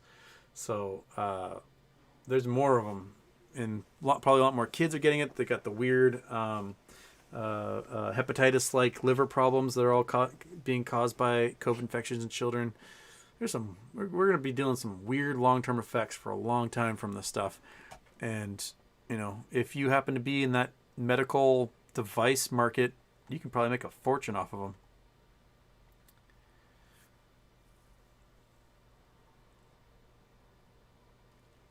JH, guess who bought MMTLP today? I bought on Charles Schwab. They don't really give an F what you do as long as you deposit clears. Yeah, Schwab does not care. That's why I use them to play with penny stocks. They do not give whatever. You can lose all the money you want. Fidelity all the time is like, are you sure you want to do that? I'm going to make you make a phone call and tell a human being you're going to make that choice, and they're going to laugh at you and make you feel terrible about yourself. Schwab's like, I don't give a fuck. Buy whatever you want. We don't care. Which is great. USAA was like that back in the day, and then Schwab bought USA's brokerage. I kind of wish USA was still that broker, because Schwab, they still route things for Apex, and I don't like that.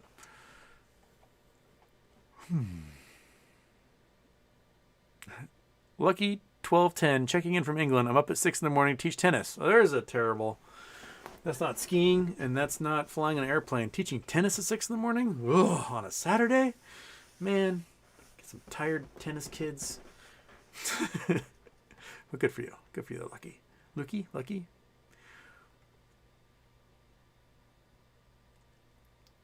Bithead. Hi, everyone. You guys are really good people. Happy to be hanging around with you. I like it, too. It's a great way to spend my midnight on a Friday. hanging out with you folks. Still got 340 of you in here. It's crazy. Blows my mind. 12:20 at night, and I look over, and there's 340 of you hanging out, chit-chatting, having a good time. And I am an hour behind the chat, as always.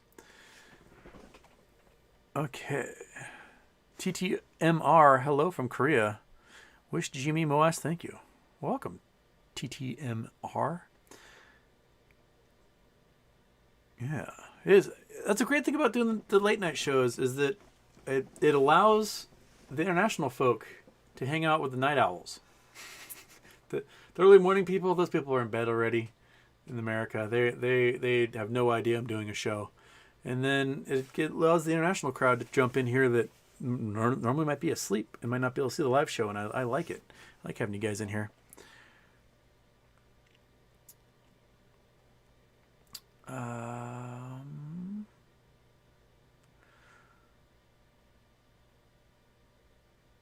Lost Waves, what do you know about WeWork? Just watched the Apple TV series, and boy, was it wild. I know that it was one of those giant companies that got completely overvalued because people were like rubbing elbows and hanging out and going to the right parties and getting the right investors, and completely collapsed because people don't want to go to an office that doesn't have their coworkers in it. I don't. You know, I understand you have these shared space workplaces that exist because some people just need an office, right? You have a specialist doctor, he just needs an office. You have a lawyer who might not need a paralegal, so just kind of do little stuff on the side. Yeah, having those shared workspaces kind of makes sense. But how it became a $100 billion company is bonkers to me. Like, especially now that no one wants to go to an office anymore. Like, I'm just going to stay at home. Screw humanity. I'm going to work from home and talk to a wall all day, like what Houston does in front of this camera. And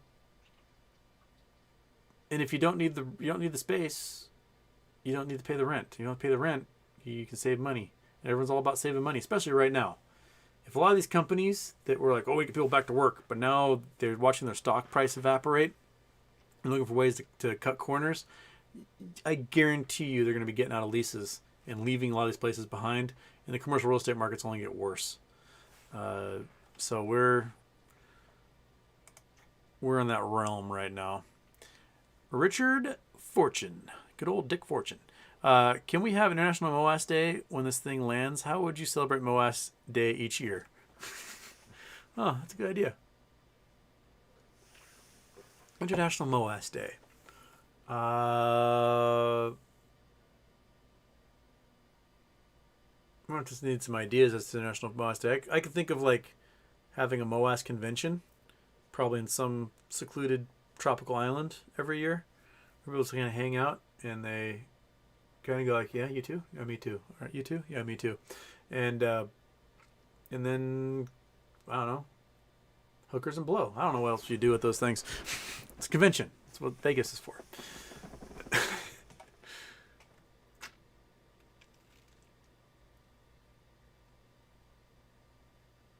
Purchase son, there's a guy in YouTube went to New York, scraped the grime out of the sidewalks, and had a fair amount of gold dust and small diamonds in it. Yes, it'd go to the gem district in Manhattan. You can do about, I think he was doing about $800 a day in micro diamonds and gold. Because these gold makers, they are sitting at their desks, carving things, whatever, and little flakes are coming off, little teeny diamonds fall on the floor, and they can't find them. They go, ah, crap. And when they get up and they walk out in the street to go get lunch, it falls off their body onto the ground. And so, yeah, there's a urban snipe mining that happens in the New York diamond district. And you literally just scrape all the cracks in the sidewalk, and you're pulling out micro diamonds and gold and stuff like that, and they sell them back. So that dude was doing, this was 10 years ago, I was reading about him, and he was doing like $800 a day off of that, which is pretty darn good for being on your hands and knees on a disgusting New York sidewalk. I mean, it beats the diamond mining I did through 100 years of cow shit. That was just as gross and stinky. So, maybe less diseases than the New York sidewalk, but man. Deck P, HW, any update on Sears and Metamaterials? Oh, happy birthday. Someone asked me earlier about Metamaterials. The only thing I got was the GlucoWise their patent has been sent in for their glucose monitor. Sears is still in that wrap-up phase, and they're suing that, what's the name of that company? I wish Get Real was in here. He could tell me. I can't remember the company. So Sears sold $2.5 billion in real estate to this company, and that company only gave them $40 million for it. And it's like, good enough. And Sears is trying to get the rest of the cash, so they're suing right now to get $2.5 billion in cash back from this company. So it might be a while until that clears the courts and gets the trial, and then it'll go to, appeal, and it might be a long time until that cash comes our way. Looks like Sears is one of those things you just gotta sit and wait and wait and wait and wait, and then someday you're gonna wake up and there's gonna be a bunch of cash in your account if all that works out. You get their billions of dollars back. Otherwise, I don't know, maybe our grandchildren will get it at this point. But the bankruptcy is almost done. The judge is wrapping up on that because I think he wants to retire. So he's like, speed it up here so we can finish this thing.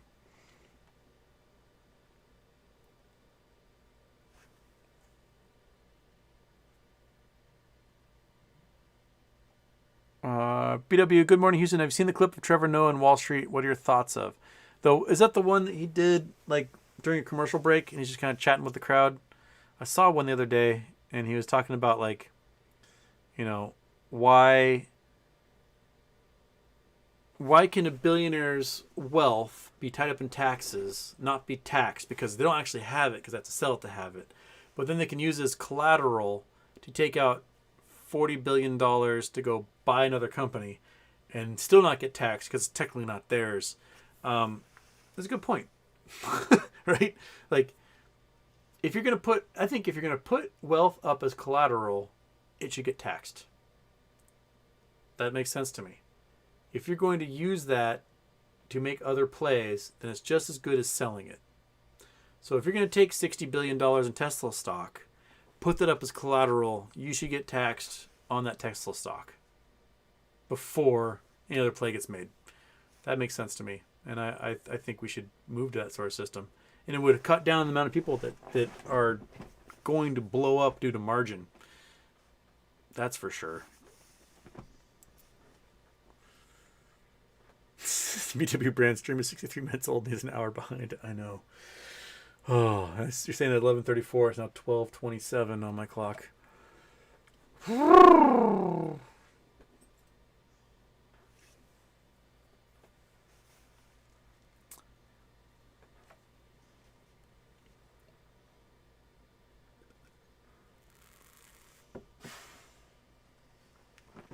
Everton, Houston, I bought 50 Metamaterial $4 calls for July. And today, pre-market, it was $9,000 in my account.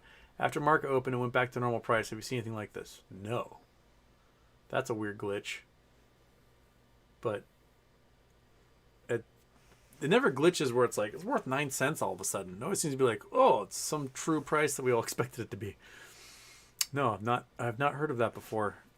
I've never seen my calls have any value until market open. It just locks at 4 o'clock Eastern and then stays that way until 9:30 Eastern the next morning.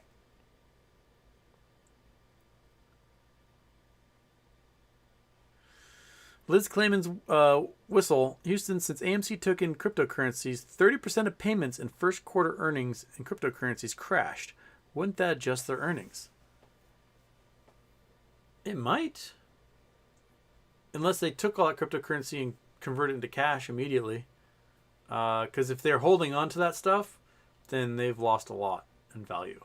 Especially Dogecoin is in half and Bitcoin's in half. They lost 50% on at the top. So yeah, that might not have been the best move there. But it's a good question. And it's one that's worthy of the shareholders meeting to be answered. Darren Hiya. Houston, I know you've asked this before, but is there any chance a broker sells under you during Moass, even if you are on a cash account? If they do, sue the shit out of them. Just class action suit, billions of dollars, sue the hell out of them. They should not be allowed to sell out from under you. Ever. And You know, make it so awful for them that they'll offer a settlement, and you want to be that prime litigant so that you get the biggest chunk.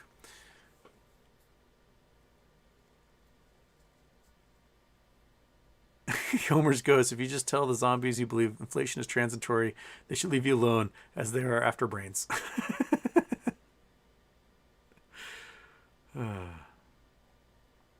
Oh, Spencer's Inside Out Sweater says, W Luna is trading on Coinbase right now. I'm up 152%. Get out. Wait for it to drop back down again. Buy it. Do it. Just bounce it like you would those seller pegged penny stocks, man. Big Dog is gonna best sleep ever. I have best sleep. He is out like a light behind me right now.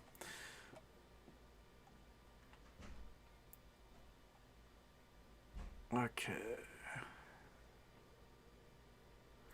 Hi, Houston. What do you think of Big Dividend? Wouldn't hedgies have to cover before May 17th or May 27th?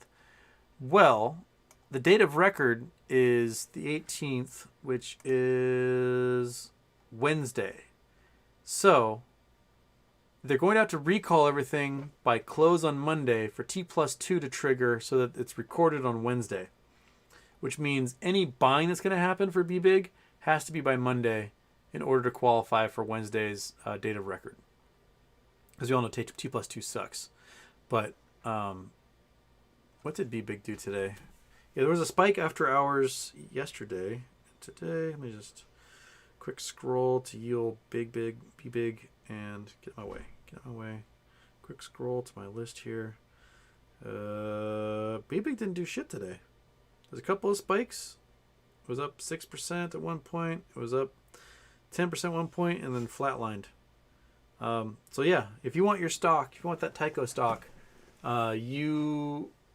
Tide stock, you need to make your purchases before close on Monday. So it's coming. It's coming. I wonder how all it's going to work out, because I would expect the price to be climbing right now, and it's not. It's like people don't care about the Tide shares or something. It's weird.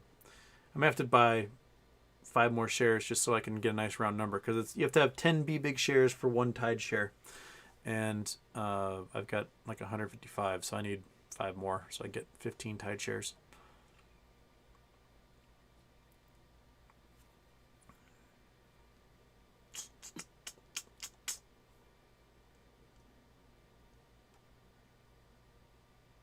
Is it 7:59? Is it mathematically possible for Jim Cramer to make a winning call? After all, Broken Clock is... has he ever made a winning call? I don't know. I mean, we are 14 years removed from the 2008 crash when Jon Stewart handed him his ass.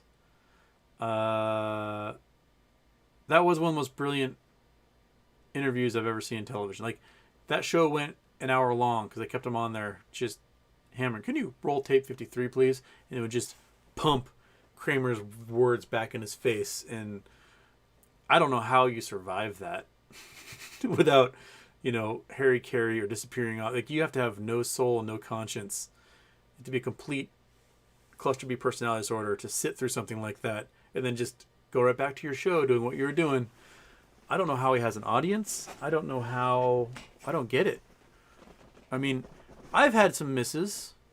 I've had complete swings and a miss. But to have a batting average of 0 and still have a primetime television show on CNBC is pretty remarkable. I mean, he screams a lot and he hits buttons. Maybe that's, people that like to have those, those like toddler baby walker things that have like the little balls that spin. That to me is the audience for Jim Cramer's show. Is that they like loud noises and flashy, shiny things. And Jim Cramer could just be spouting pig Latin and gobbledygook and hitting those buttons, and then there's somebody who's going to be like, duh, I like watching this. But if you're watching it for what he says, that's probably a terrible idea, unless you just treat it like Bizarro World and go the other direction. I mean,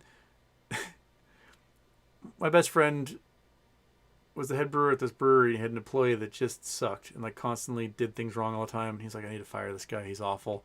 And then one day, the employee actually did something right without being told. And I was like, hey, broke clock is even right once a day. And then my friend looked me dead in the eyes and he said, yes, and a perfectly working clock can be wrong all the time. It's like, yeah, that's Jim Cramer. He's a perfectly working clock that is wrong all the time. He's like that guy that went out of his way to get a perfect 0 on the SATs, right? Like it takes someone just as smart to get all the answers wrong as somebody to get a perfect score.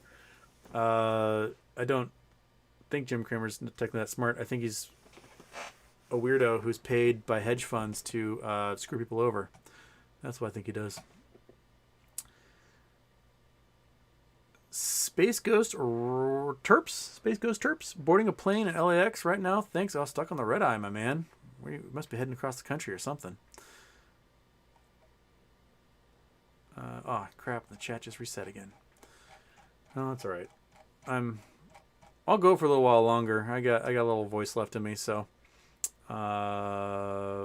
let's reset to 11:45. So I just cut out. That'll catch us up. Now only 50 minutes behind. Okay. Okay, now I'm caught. Now I'm in the middle of a conversation. People having with each other in a chat, and I have no idea what we're talking about because that part of the chat just vanished for me.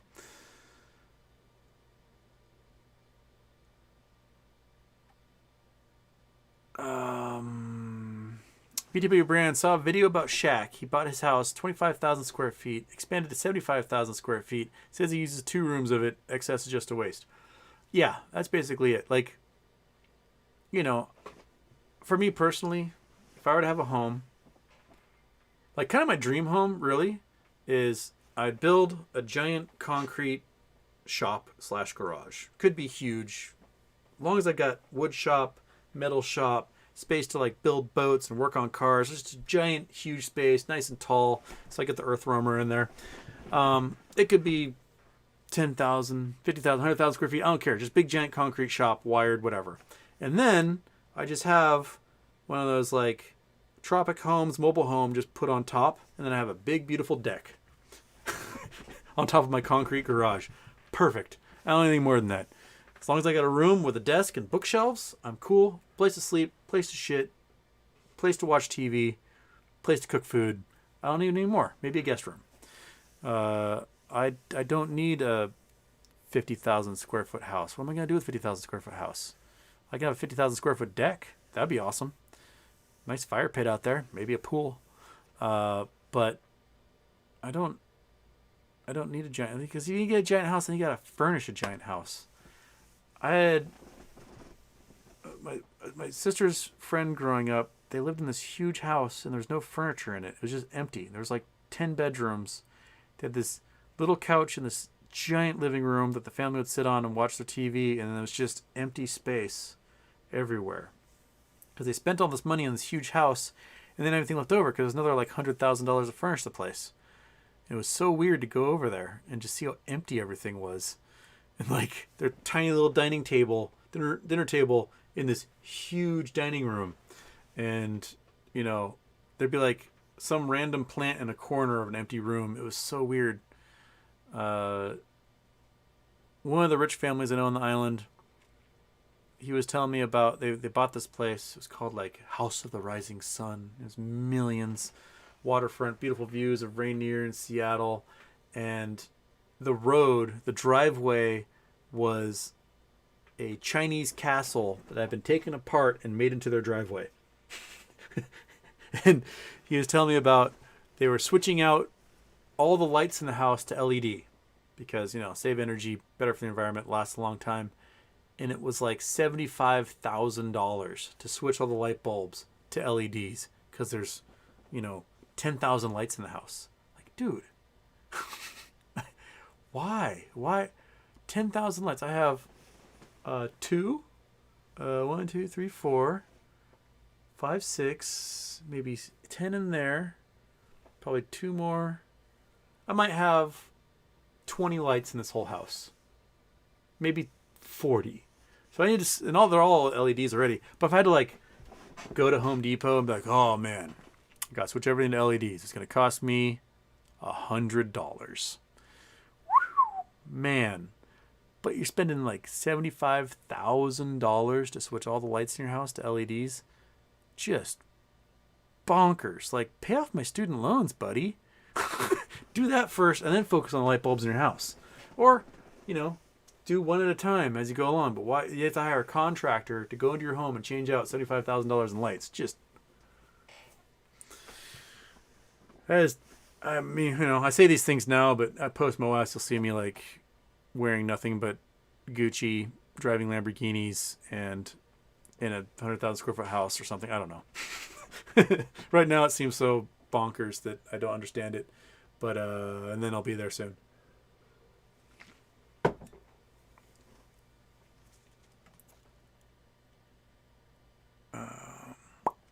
Tyler English, raise your hand if you're taking off during Moass. My entire schedule will change on a dime. Yeah.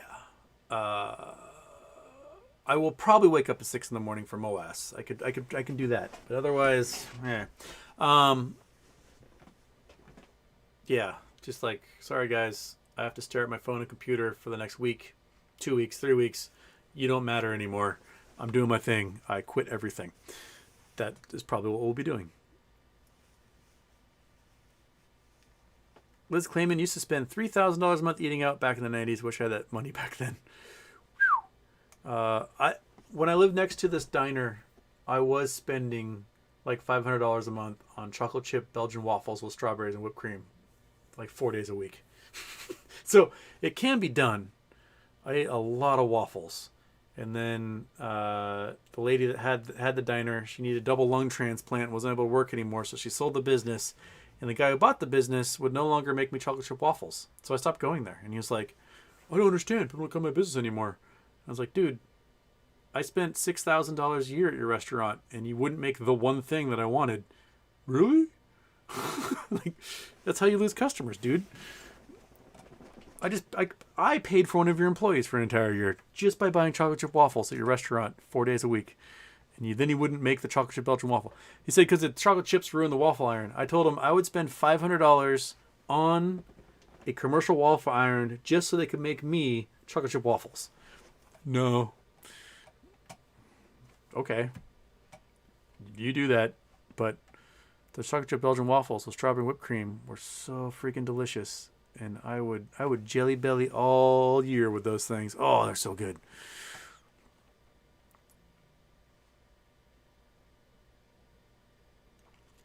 Dame Horatia Houston, would you sell off any crypto you own after what happened to Luna? All the crypto I own is already worth nothing. Because I sold off all the good stuff last year. Last May, I looked at the news coming out about Tether coin, and I said, this shit's about to crash really hard. And it did. It crashed last year just before we had that huge spike in AMC and GME. And I got out of the main stuff, and I only put some money into some shit coins, hoping they'd pop. And a couple of them did pop. One of them I totally missed the boat on. But Shiba Inu sold, took one trip to Hawaii, helicopter ride, all that stuff. The Saitama coin, I thought was going to go more. So I was up, what? I put 500 into it. I was up to almost 4,000 on it. And it was the day before they were going to launch the Saitama mask. They had this huge conference in Las Vegas. And everyone's like partying. Woo, we're going to launch this thing. And those bros didn't have the app ready, and it didn't launch, and the whole price just crashed. And now I think it's worth like $45. So that one's gone. But yeah, all the other ones were just garbage and are worth garbage still. I was really hoping that, because the hedge funds were picking like one a month, that they were just pumped and then dumped, and they were raising cash that way, and they hit on a couple of them, and then has been misses ever since. So there's nothing left to sell.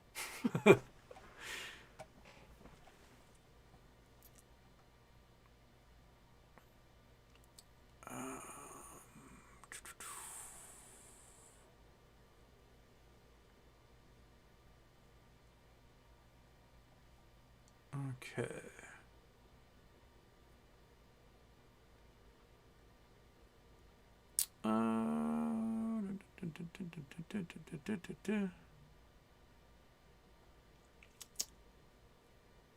Okay.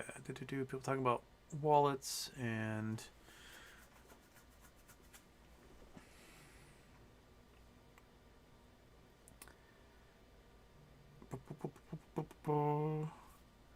okay, wallets.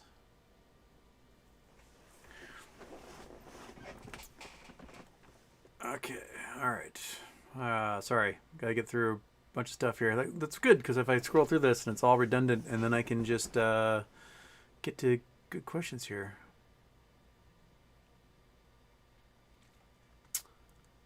Dana, Houston, never heard you discuss quantum time crystal. Most important discovery since fire. Quantum time crystal. It's because I don't know what I'm talking about. Quantum time crystals.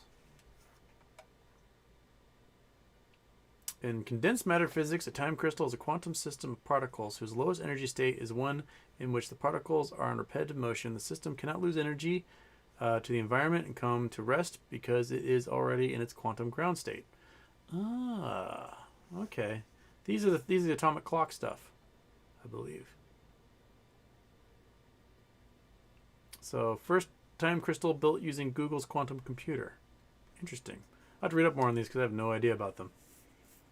The hard thing is, like, I teach astronomy, and newer stuff in astronomy I incorporate into my teachings, but because I haven't been in a physics class in 15 years, all the newer stuff in, like, quantum mechanics, unless I go out of my way or someone shows it in my face, I don't learn about it at all. This is why I should definitely do a show with my sister someday, because this is all her realm. She's the nuclear physicist, quantum person, and I'll just sit back and you guys can ask her all the questions you want, and she'll just lay it out. And she's a physics professor, so she teaches this stuff to people, and she lays it out in a great way for you. So yeah, she's the one. But we won't be able to hear from her until after September, when she gets done with her tour with the Navy. And then Big Dog gets the hell out of here and goes back and terrorizes his own family.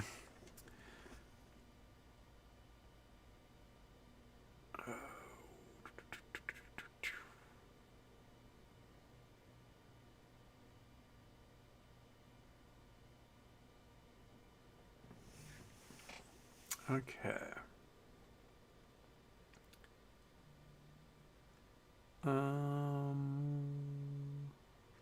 Liz claiming Utah is one of the prettiest states to drive all the way through. It is. It can be really gorgeous, especially like the eastern half. Just gorgeous. All those beautiful sandstones everywhere.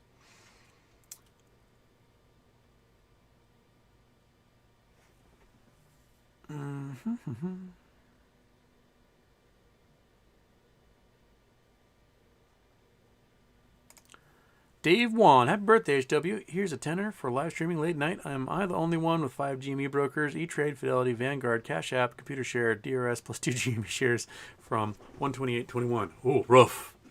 So you definitely averaged down. I think a lot of us are in lots of brokers at the moment. I totally forgot that I had gotten some stuff on Cash App back when they shut everything else down. I was like, oh yeah, I'd done that.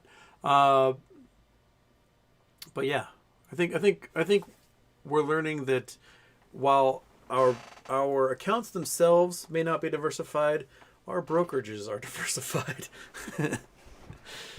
What a weird. Don't put your eggs all in one basket. Just get lots of different baskets with one egg in them. I don't know. But yeah, we're some weird ones, man. Definitely.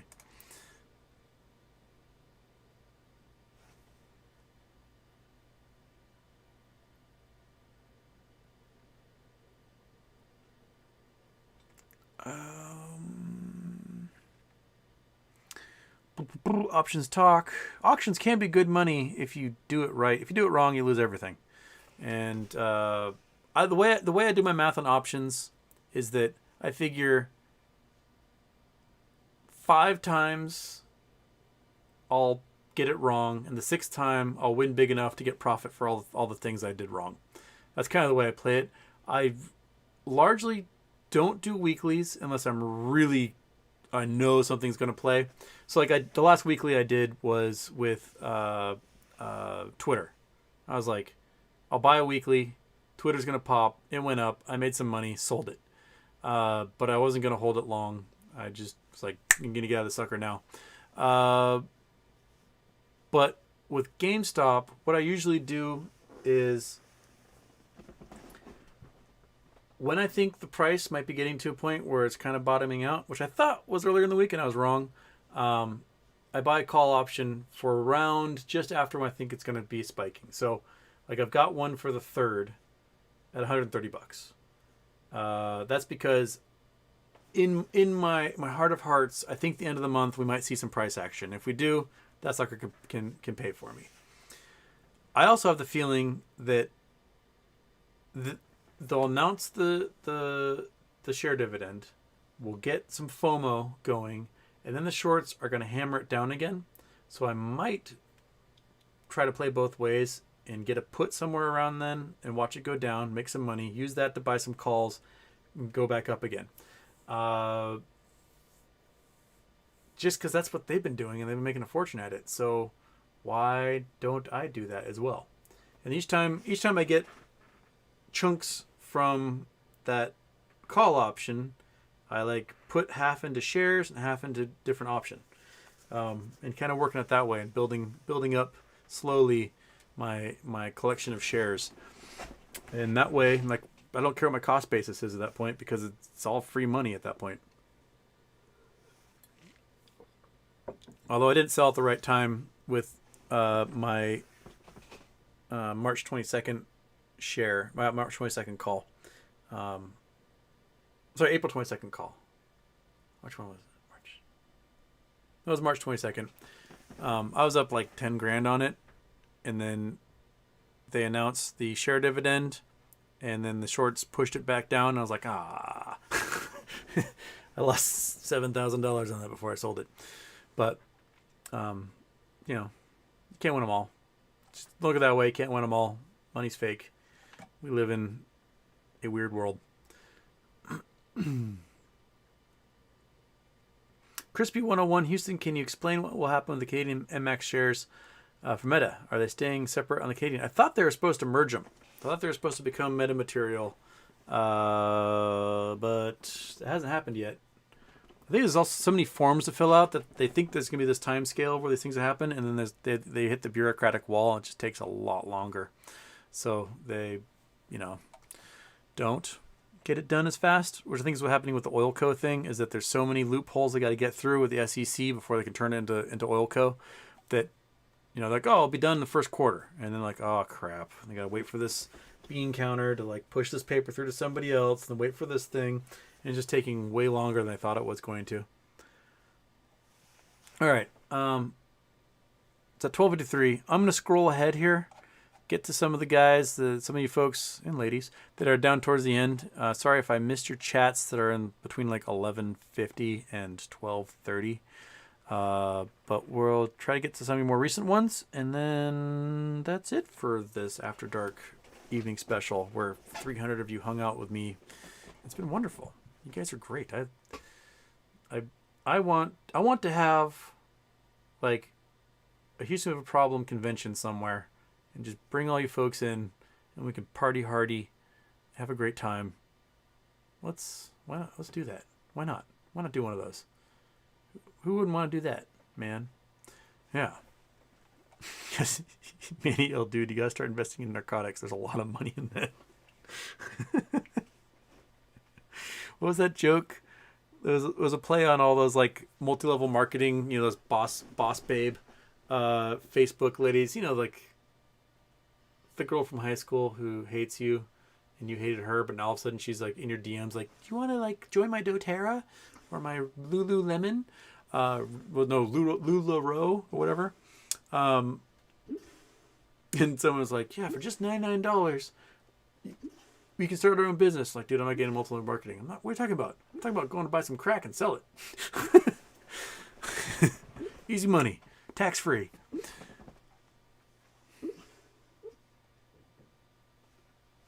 Aaron Salentine, Houston, you should be in the movie called Moass with clips of your show.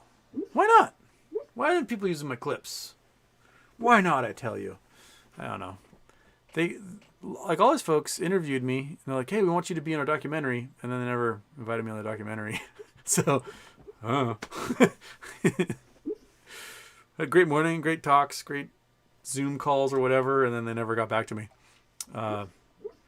C'est la vie, I guess what it is. Life Houston weird. Moki123G, you want something called a barndominium.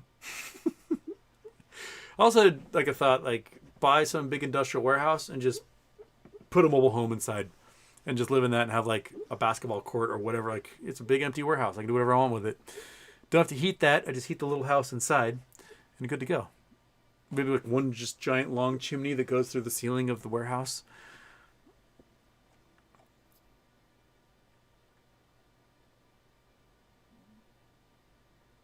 Andrea Candy, the Psy and Sugar fan. Hi, I'm Andrea Candy, the Psy and Sugar fan. Well, welcome, Andrea Candy, the Psy and Sugar fan.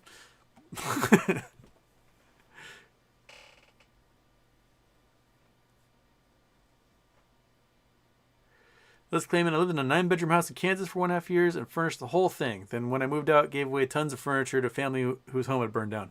That's the way to do it, man. If you're going to have something like that and you're moving to, you're downsizing, you may as well give it to somebody who needs it. Why not? You know, what are you going to do? Spend forever on Craigslist trying to sell a bunch of furniture? Just everyone's trying to lowball you and just give it away, tax write-off, whatever.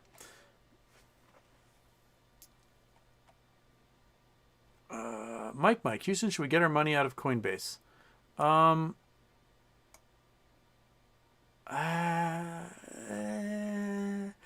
mean, where else are you going to put it? Crypto.com?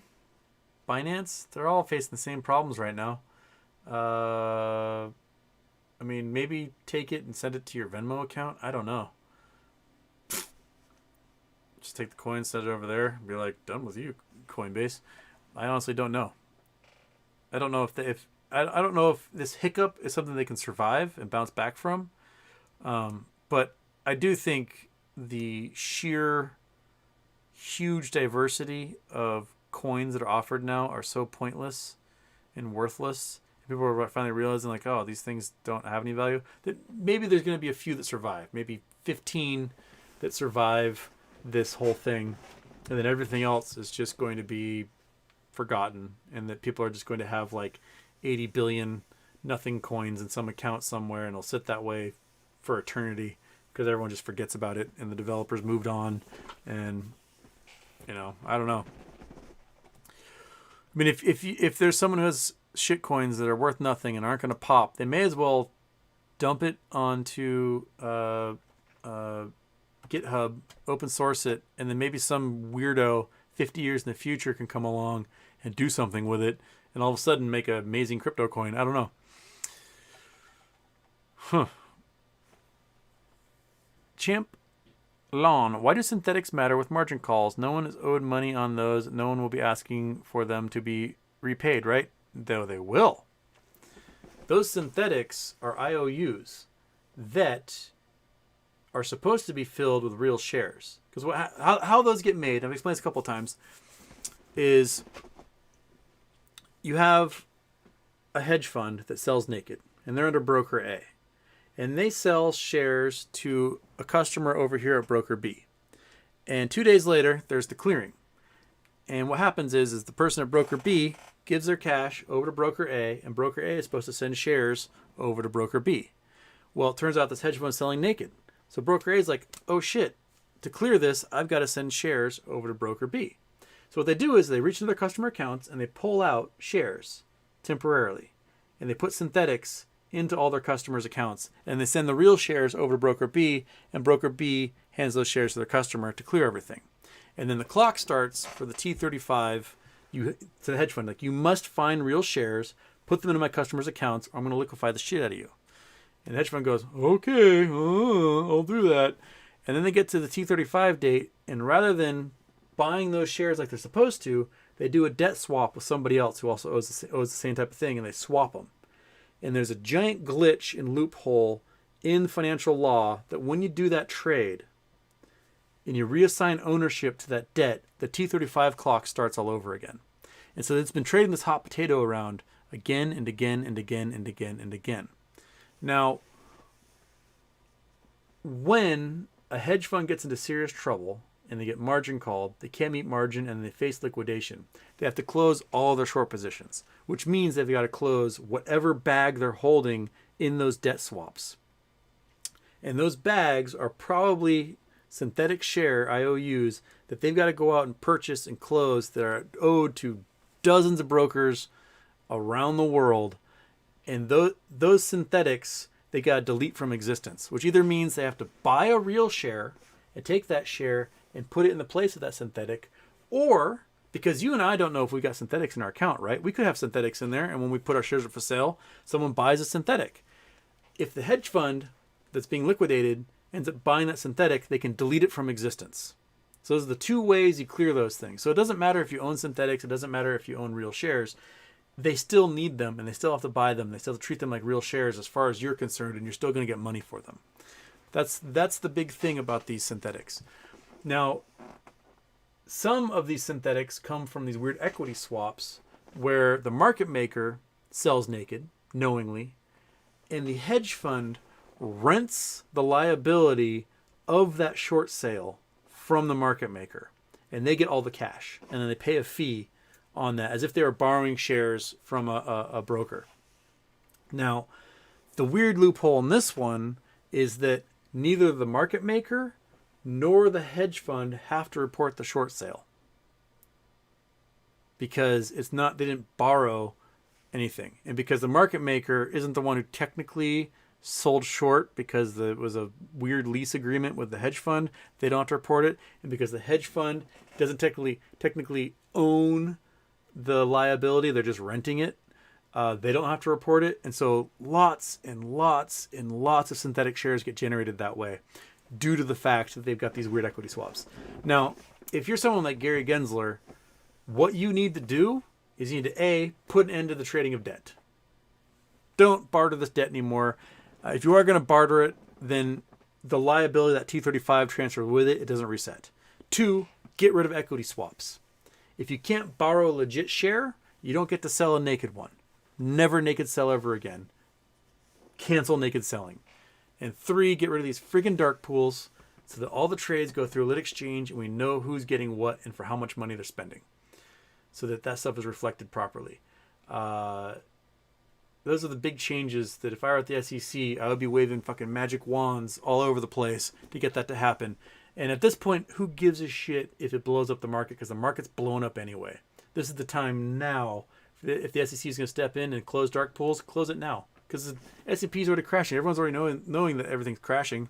So it's not going to be your fault it crashes. But it will finally correct, and we'll finally see true supply and demand play out across the market, rather than these weird manipulated counterfeit, oh, there goes my voice, counterfeit bullshit that's been hitting everything else. So, yeah, I got really far away from that chat. But that's what I have to say there. All right. Can't drink more water. Okay, that might be my closing sign for the day, because my voice is now shredded and I might be done. Aaron Salentino, go to a Houston Web Problem Convention. I think it'd be fun. I used to write for a website called bartcop.com. Terry Coppage, wonderful man. And we had a convention with all of his people that loved to read his news page, and it was so much fun. I got to hang out with like James Carville at the Palm Casino, and he was drunk speaking just Cajun gibberish to me, and there's like chicks dancing. It was weird. It's such a weird event. Conventions are weird, and I fully support them. Go do weird stuff.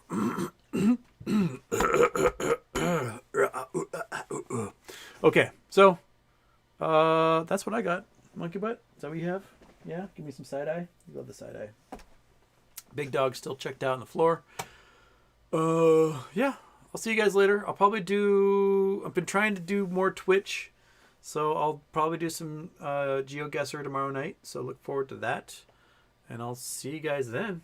So yeah, sign up for Twitch. Come hang out there. Twitch, I got most. I have like 15 people on Twitch at a time, and it's much more intimate and it's fun and chill and relaxing and kind of zen. So come and hang out there. I'll see you guys later, and one of these.